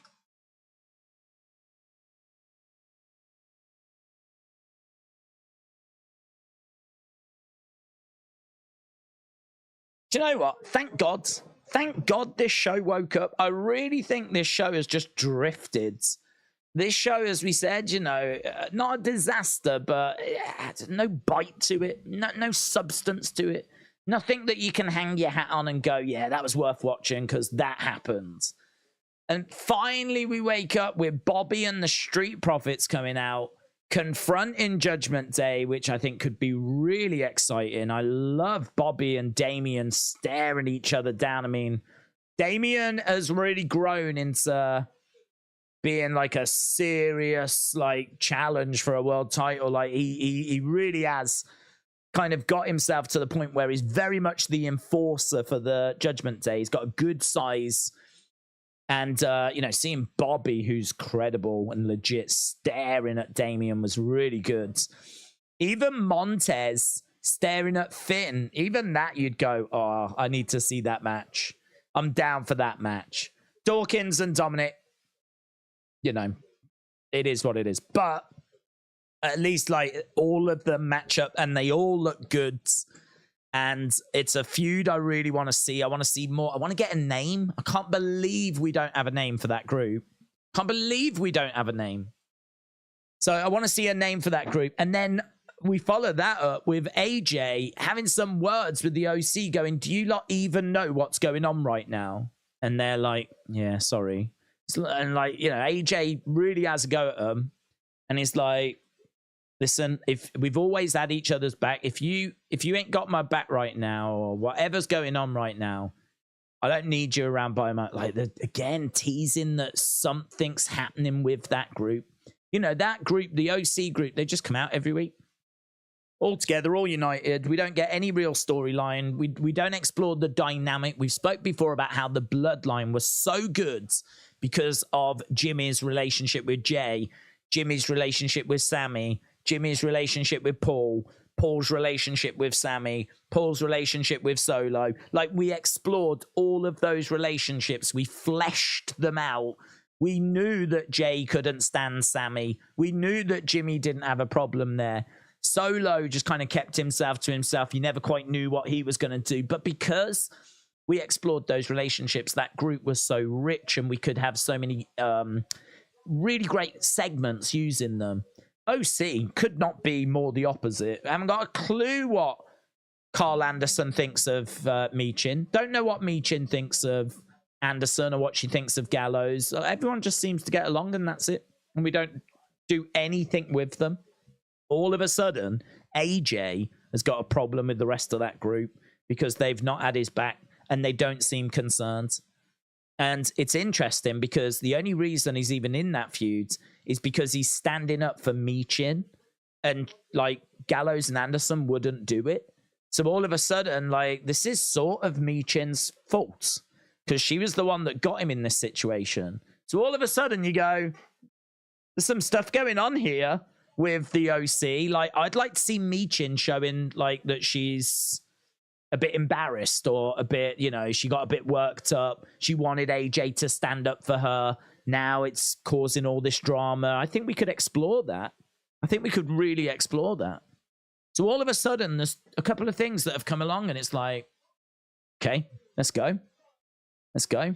I feel like with half an hour to go, the show's grabbed me. We're just seeing footage now from India and the Superstar Spectacle. We're seeing Shanky and Great Khali. We're seeing... I don't know why Jinder was dancing with Sammy and Drew after the match. They just showed footage of that. Why? Did he turn his back on Indashir or something? I don't understand. Apparently John Cena threw his shirt in the crowd and they were really fighting over it as well. Like, there was... I don't know if you saw the footage, but there was like 5 or 6 people that would not let it go.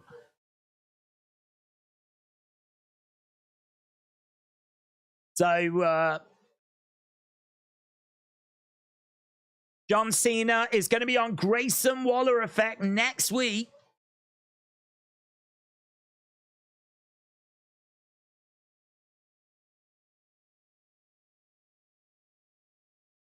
So, John and LA Knight versus The Miz next week.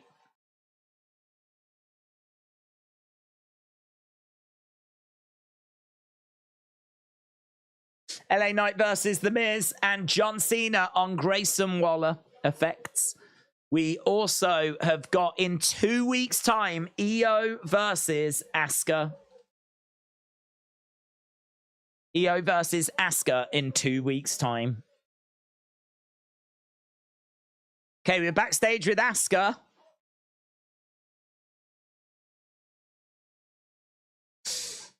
Sasha Banks, Money in the Bank. Survivor Series, all 4 members of the Judgment Day versus Lashley, Montez, Dawkins, Bianca.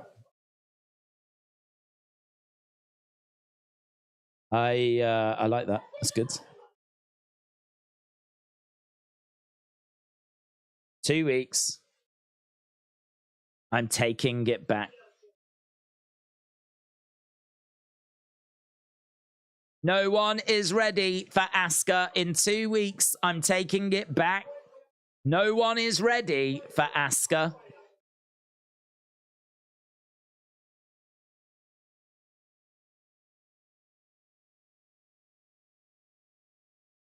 Jimmy Uso making his way down.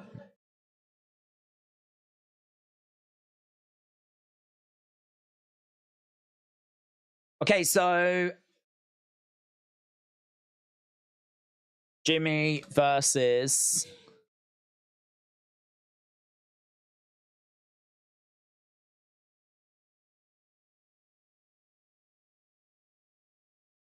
Cena said WrestleMania needs to come to Mumbai.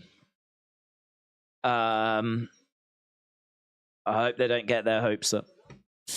Asuka's English has improved. No more Jimmy Uso, said Erasure Minds. Jalen said, OC are scared of the Bloodline because they're nerds. That was a pretty good promo by Asuka, said Samantha. OTC Metal said, if you got to interview Asuka, what would you ask her? I see what you did there. Right, we are just seeing what happened earlier in the show of Jimmy helping Paul. Okay, so AJ versus Jimmy. Now, apparently, Solo is not there, but I don't know why he wouldn't be there. Heyman said earlier Solo's not there. I don't know that I believe that. I believe Roman's not there, but I don't know about Solo. AJ has told the other members of the OC to not... He's told the other members of the OC to not get involved, so I think they will listen to him. But I also think that means that AJ's going to find himself outnumbered, so I'm sure I'm not alone in thinking that Solo could be getting involved here. Where is Fire and Dawn? Looks like they're off TV for another week again. I don't know what they're doing with them, to be honest. Yeah, I've not got a clue what they're doing with them. WrestleMania should come to Reno, said Fred. Who got traded to SmackDown? They didn't say. They didn't say. But was never addressed that they sent him to the hospital. Was it never addressed they sent him to the hospital? Who, Jimmy? Not mentioned. This is what we're saying. It's all like it's a bit strange at the moment because, you know, why would he want back in the bloodline? But that's why, you know, we're waiting to see. I think maybe looking at the alternative doesn't look that good for him. And the other thoughts are he could be doing it so that he gets in so that he can then get a title opportunity. But saying that, what would stop him getting a title opportunity anyway if he asked for one, if he demanded one? If he demanded one right now, would Roman turn it down? Don't know. And, you know, Logan got a title opportunity by trashing Roman on a podcast. So I sort of feel like, you know, Jimmy could just get involved in solo matches, cost him some matches, and then Roman would get annoyed and give him a title shot. I think it would not be hard for Jimmy Uso to get a title shot. But he could be coming in because he thinks this is a more impactful way of getting a title opportunity, you know? Solo will show up and attack AJ, and guess who makes the save? Cody Rhodes, said Dark Angel. Cena would need to curry favor to get Mania in Mumbai. It wouldn't happen.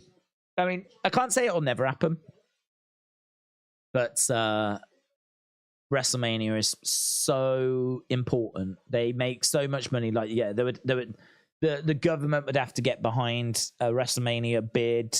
Plus, also, like, time-wise, I don't know what time. I don't think the time-wise would be too bad. It's not like it would be in the middle of the night or anything like that. But, I mean, we can't even get it to the UK. And this is a massive market for it, so we can't even get it here, let alone trying to get it to India. Cena needs to curry favor to get it in Mumbai. Scottish said Sammy or KO could also be the ones that move over. AJ should be a heel. His entire look screams heel, said Kervin. Punda said, I've got a question. Go ahead, buds. Fire and Dawn lost to Michin and Vegas on a pre-show dart match, said Alex Bliss Gamer. Alex Bliss Gamer, shout out to you.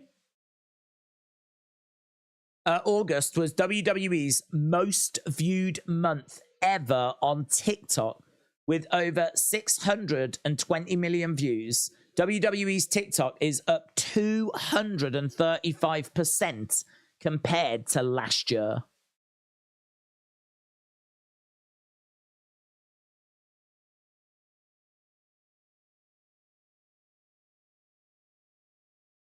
$620 million views.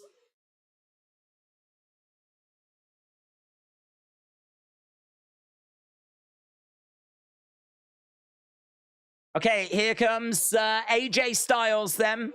We've got a fair bit of time to go here, haven't we? 21 minutes still. Main event. AJ. In one, none. Good to see. I like AJ being in the main event. Main evented WrestleMania against Undertaker in the Dead Man's final match.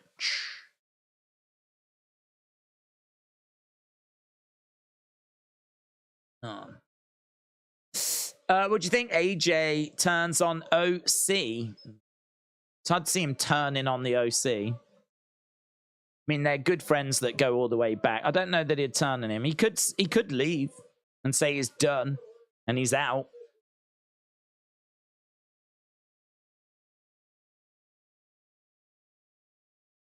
If he does that, though, what does that mean for Gallows and Anderson and Meacham? So AJ against Jimmy Uso. This should be a match that AJ wins. We're talking about a former world champion, someone who's a great singles competitor. This should be a win for AJ. I think OC will beat down Jimmy tonight, said Nick. Furthering the feud between the factions and getting the receipt for AJ. Michael said, AJ is reaching LA Knight status with the fans. He's a superstar that hasn't got his due for a while, and the fans know it. WWE seems lifeless right now, said Donald. I've not been watching, just listening. Well, I think it picked up over the last, like, 20-odd minutes. It bothers me. This whole bloodline business is never going to end, said Paranda. When is Roman going to lose? They have overplayed it too much. It doesn't make sense. I don't know. I don't know what doesn't make sense. I mean, the only question we've got, or the only question I've got is about Jimmy coming back. But I think the answer to that will reveal itself eventually. And that's only just happened the past few weeks. You know, Roman has been defending the title. Granted, not often. But he's been defending it. And he's been retaining it. And I think he does lose it. And I think he'll lose it next year at WrestleMania. I mean, I feel like when he loses it, it's going to be at a big show. It's going to need to be a big stage for a moment like that. WrestleMania 40 is... You know, it's a big stage. And also, it's the anniversary of WrestleMania. Like, that could... WrestleMania 40 could be where Cody finishes the story, you know? Plus also, the fact that 39 ended in failure for Cody, you could argue will just make it sweeter when he eventually wins it at 40. So...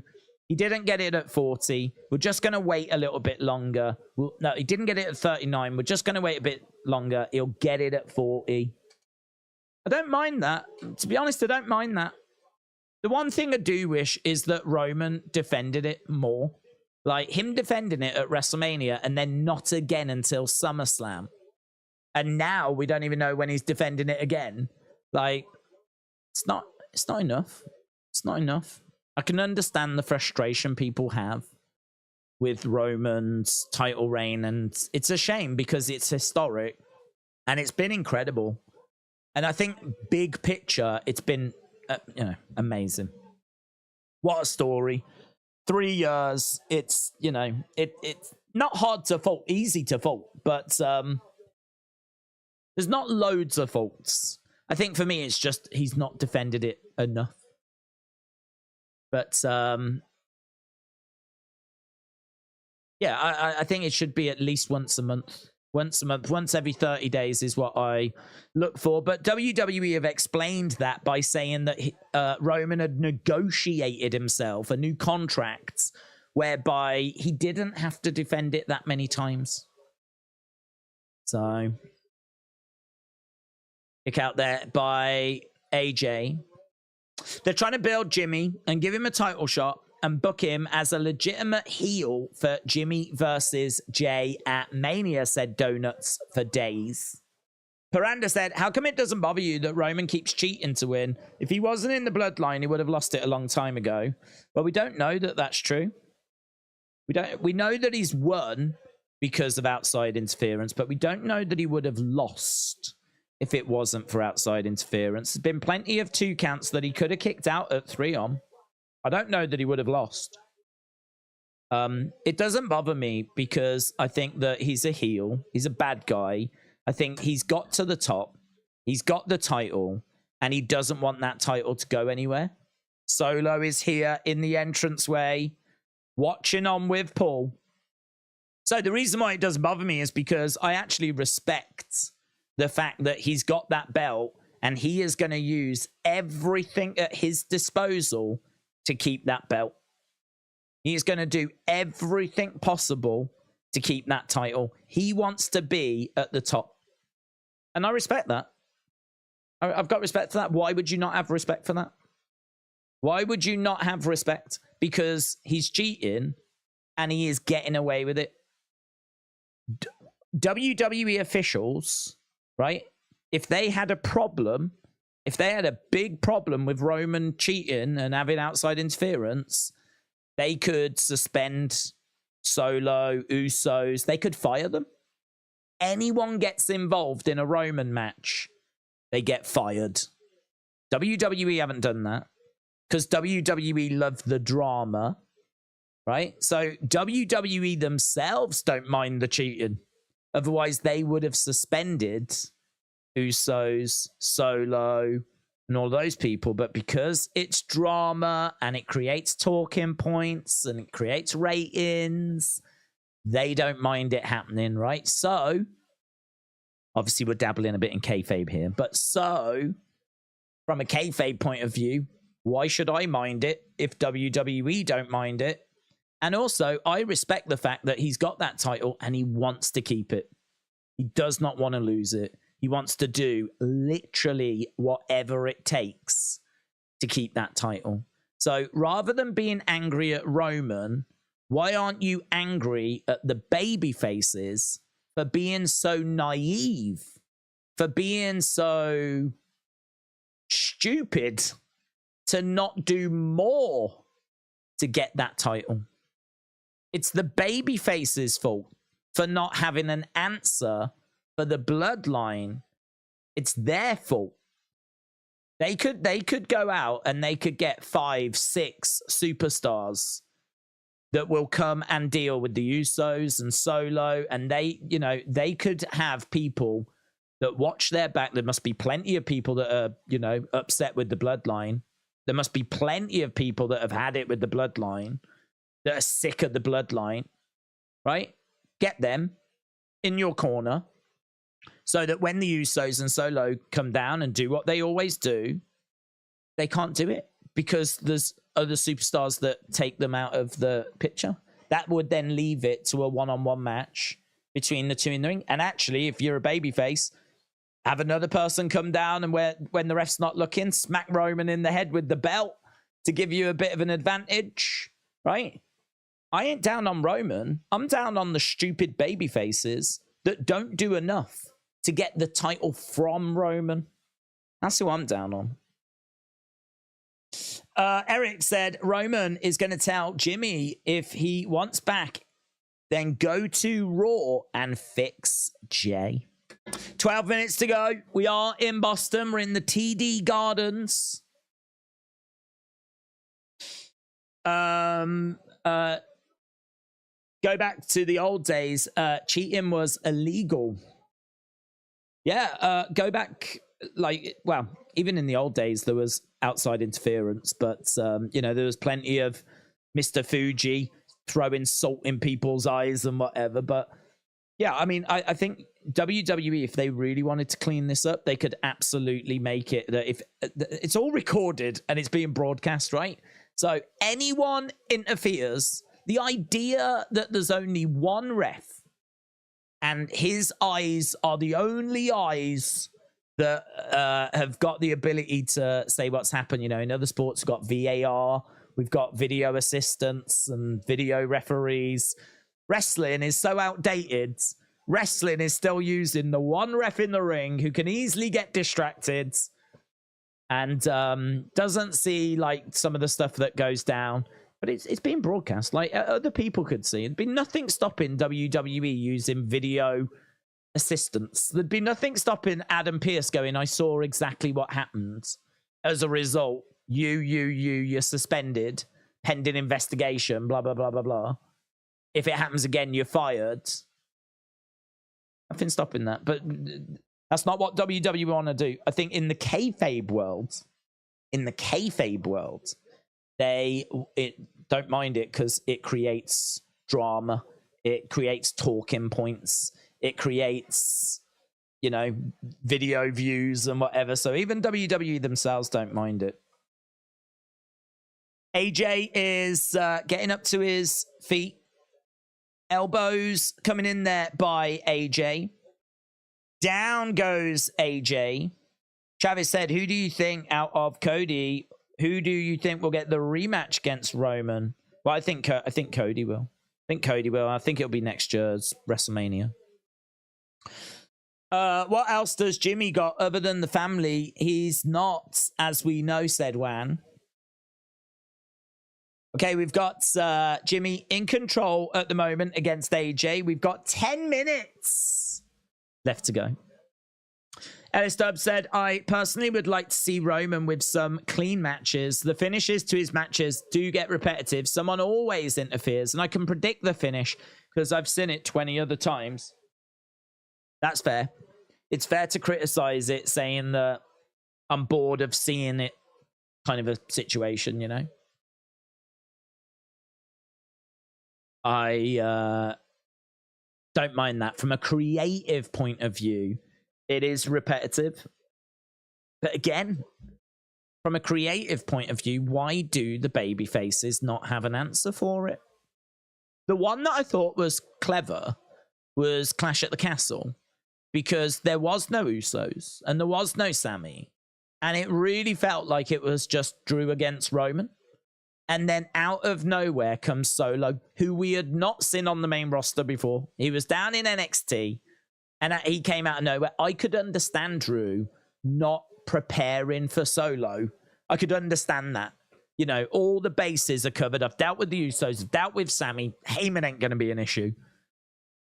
It's me and Roman one-on-one in the UK.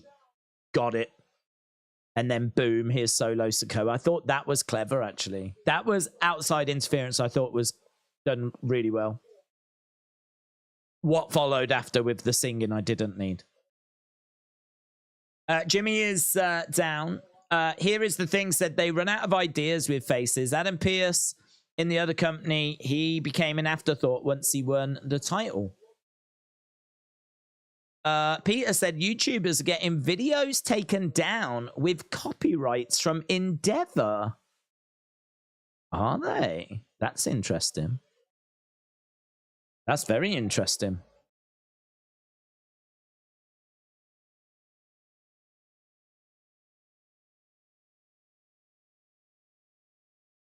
Where's that? I mean, they haven't properly took over, but that's actually something I've not considered. I've not considered like what Endeavor might do in regards to taking videos down and things like that. That is interesting. Where did you see that, Buds? I'd like to have a read and see who's been affected and if there's a way of fixing it. Hangman is a perfect example. He was great and then nothing, said Tracy. Fred said Bloodline story has run its course. It was good, but now it's boring. Jordan said 525. I will see you all tomorrow for UFC 293. Jordan, shout out to you.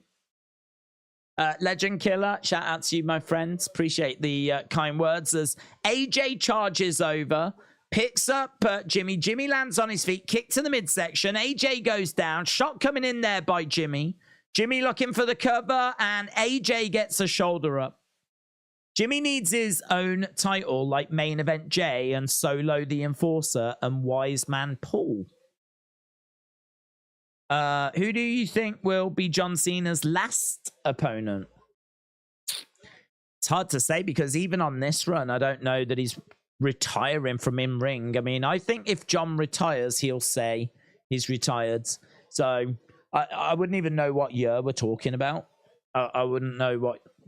Not a clue. Is it next year? Is it the year after that? Is it 5 years' time? Could it be Bron Breakker? Could it be Grayson Waller? Could it be another match with Austin Theory? Could it be Johnny Gargano?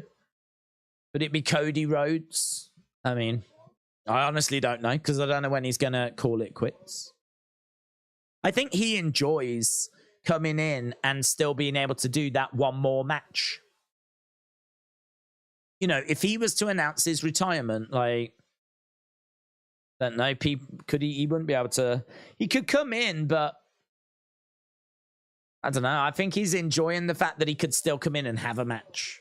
You know, there's a writer's strike right now. I'll come in. I'll have a match. I'm free for WrestleMania. I'll do a match against Austin Theory. You know, kick coming in there by Jimmy. That's a little bit quiet for this one. Okay, we've got AJ over against the ropes. Referee counting away. Solo watching on. And again, AJ being choked here. Maybe he is done after his last appearance. That's why he said he would leave again, even though if he leaves, he's under contract. Who are we talking about? Okay, so AJ spills to the outside. We got 5 minutes left to go. I think of worst ones. It's been the best storyline in a decade. It took the wrestling business by storm. Inspiring is the word I would use. Not boring, says Maggie. AJ. Kicking Solo. Heyman backing away. AJ pushing Jimmy into the ring post. AJ is ready. Phenomenal forearm queued up. Here we go. Hits the phenomenal forearm. Phenomenal forearm connects. 1, 2, 3. AJ wins. AJ wins. Solo jumps into the ring.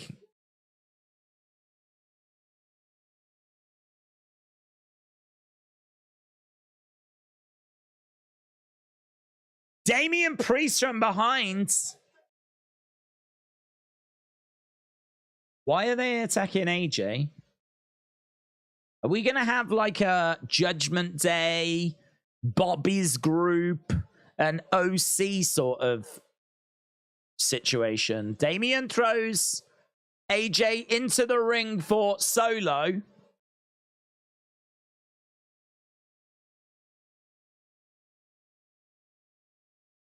Samoan Spite.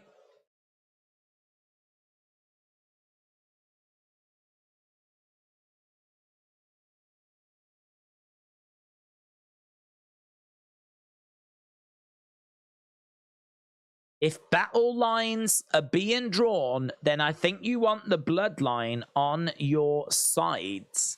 The flip is this lead into? The flip's that lead into?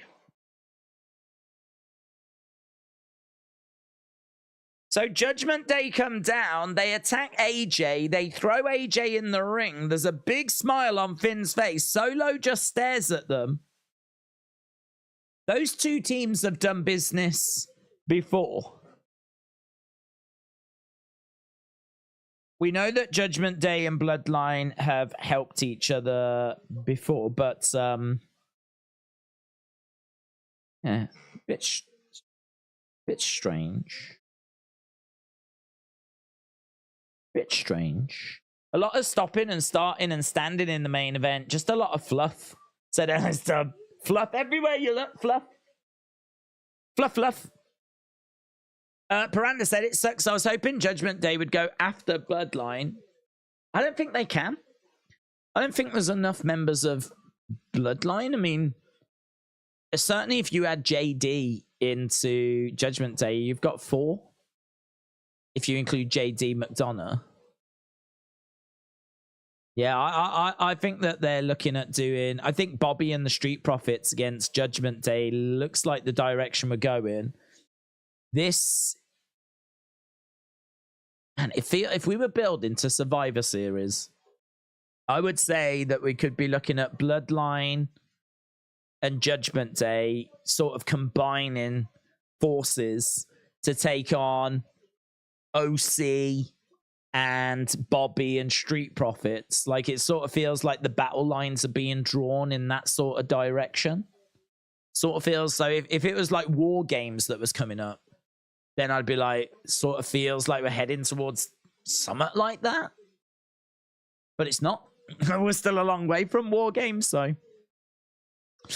Dharma tried to lure Jay into Judgment Day 2. Maybe they are being fake friends to harm all members of Bloodline to prove they're better and smarter, said Jay Love. Jay is going to have issues with that on Raw, said AB. War Games on Survivor Series now because they didn't do it before until this first time. I miss good one-on-one matches, said Mr. Unfamiliar. Sahib said, I think Jimmy is joining Bloodline to get Solo out. Here is the thing, said they don't need to do War Games every year and Survivor Series in Chicago. I agree. Greg says 8 out of 10. Derek said seeing Heyman LA Knight interaction. What if he's the next one to pin Roman, not in a title match, but to continue the push? Dinesh said Raw was better. Jordan said 6. See you all tomorrow. They have 3 plus Rhea. That is 4. And JD McDonough, who's on the verge of joining. We don't know what's going on there. I would love that. Bloodline plus Judgment Day versus OC and Bobby's World. Bobby's World. Chris said, not going to be OC. Remember, LA with Paul Heyman. It will hurt business with AJ and LA against Judgment Day and Solo and Jimmy. How's LA being dragged into this? Because of his interaction with Paul tonight. You think that's like a seed that's been planted? Maggie, shout out to you. Judgment Day now has all the gold. Don't you think they're the most dominant force now? Difficult because I mean, they don't have Roman's belts and they don't have Seth's title. So that other than Rhea, there is not a world champion in that group. So are they the most dominant force? Well, certainly Bloodline is weakened. It would only be Bloodline that I could say would be the other force, if you will. But they've gone through so much change. It's difficult, isn't it? It's difficult. We don't even know quite what Bloodline looks like. Is Bloodline Roman, Jimmy, and Solo? Or is it still just Roman? I mean, if it's just Roman and Solo, they wouldn't stand a chance. But if Jimmy was in, I mean, I feel like Bloodline might still have the edge. Survivor Series. The whole show is Survivor Series. Never War Games, only the War Games. I don't know what that means. Outside the NXT run, would you say this has been the best Balor run on the main roster? Seeing him out there every week, he genuinely looks like he's having fun. I'm trying to think about his 2016. I'm trying to remember what it was like for him in 2016. Can't quite remember. I mean, obviously he has the match for the Universal Championship. Can't remember what he did earlier in the year. I would want to go back to 2016. 2015, he was in NXT. And then I think he comes up, is it late 2015, early 2016? I don't think he was on that main roster all that long until he gets that opportunity at SummerSlam. And then, of course, he gets injured and really never recovered after that. There'd only be one time period I would look at, and that is the builds from him debuting on the main roster, which I think was part of the draft, because he was drafted really high. So he was part of the draft. From the moment he's drafted to the moment he wins the Universal, I'd look at that time period. Outside of that, I think this has been the best for him on the main roster, yeah. They'll use Jimmy to flip on him later, said So Killer. He got called up in the 2016 draft at number 5. So, but how long are we talking between the draft and SummerSlam? Like, how many months is that? And that's the period that I would look at. Because other than that, I don't think there has been another run on the main roster that's as good as what he's doing now. And even that run in 2016 might not compete. So this absolutely could be. But that would, I know there was a lot of excitement when he first arrived, and I know he was drafted high. And of course, he would go on to be the first Universal Champion. Like, all of that is that good, in it? I mean, that's significant. That would be the only other time period I would look at. I miss when he was the Demon and unbeaten. Undisputed Tag Team Champ and Rhea as the Women's Champ. Dirty Dom as the North American Champ. Damian Finn as Undisputed Champ. And on top of that, Damian is Mr. Money in the Bank. Kervin said his run in 2016 was incomplete in many ways. It was 1 month. Was it just a month? Was it? No, I never would have said that. I honestly would have said it was, wow, 5 months, 6 months. I wouldn't have said it was just a month. So, well, then doesn't compete then. They could go anywhere if the undisputed champs, even though they got drafted to one place. Damien has got everything, says Juan.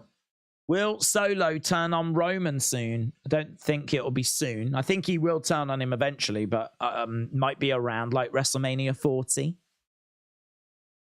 Why is Judgment Day helping Jimmy and Solo? We don't know.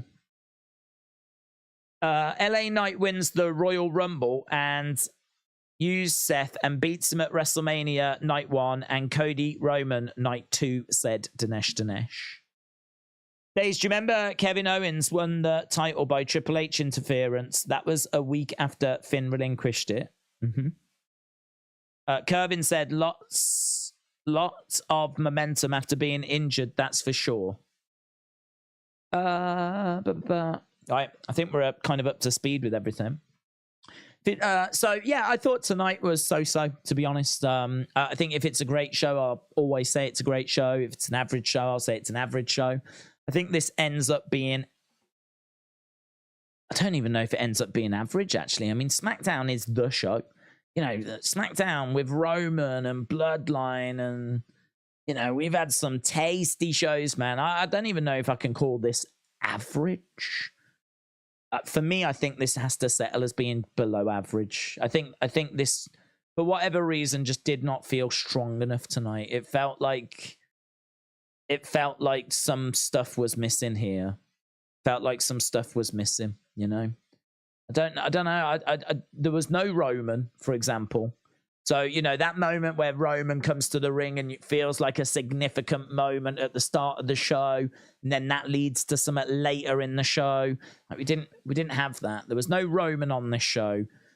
There's no, obviously, Sammy anymore, of course, that's long gone. But there's no Jay either. It's just Jimmy trying to get back in with Bloodline. I felt like the match with AJ was a bit flat. I really like certain aspects, as we said. But yeah, I think this show was lacking. I've got to say that this ends below average for me. But I'll put the poll up now and get people's thoughts as to what they thought about this show. So feel free to drop that into the comments. Raw, I genuinely think looks good. I think Raw looks good. I think we've got a women's championship match, Raquel and Rhea. That's on Monday. And there is going to be an Intercontinental title celebration. So Gunther is now the longest reigning Intercontinental champion. And we've got a celebration for that. So I'm quite up for Monday. I think Monday looks pretty tasty, to be honest. So yeah, onwards we go. Appreciate people stopping by and sharing their thoughts. Hope you got out of the show, whatever you was looking to get out of the show. And, you know, we move on. We are back tomorrow for UFC 293. And I am going to look to do a stream on Sunday as well. Still don't quite know what that's going to look like. But I think people really enjoy chucking their thoughts, their theories around. We don't always get to them in the chat. We start early, but we don't always get to them. So I think what I need to try and do is to try and just have, like, you know, a stream on a Sunday where we don't watch anything. We're not doing watch longs, anything like that. We just throw some stuff around and see what comes out of it.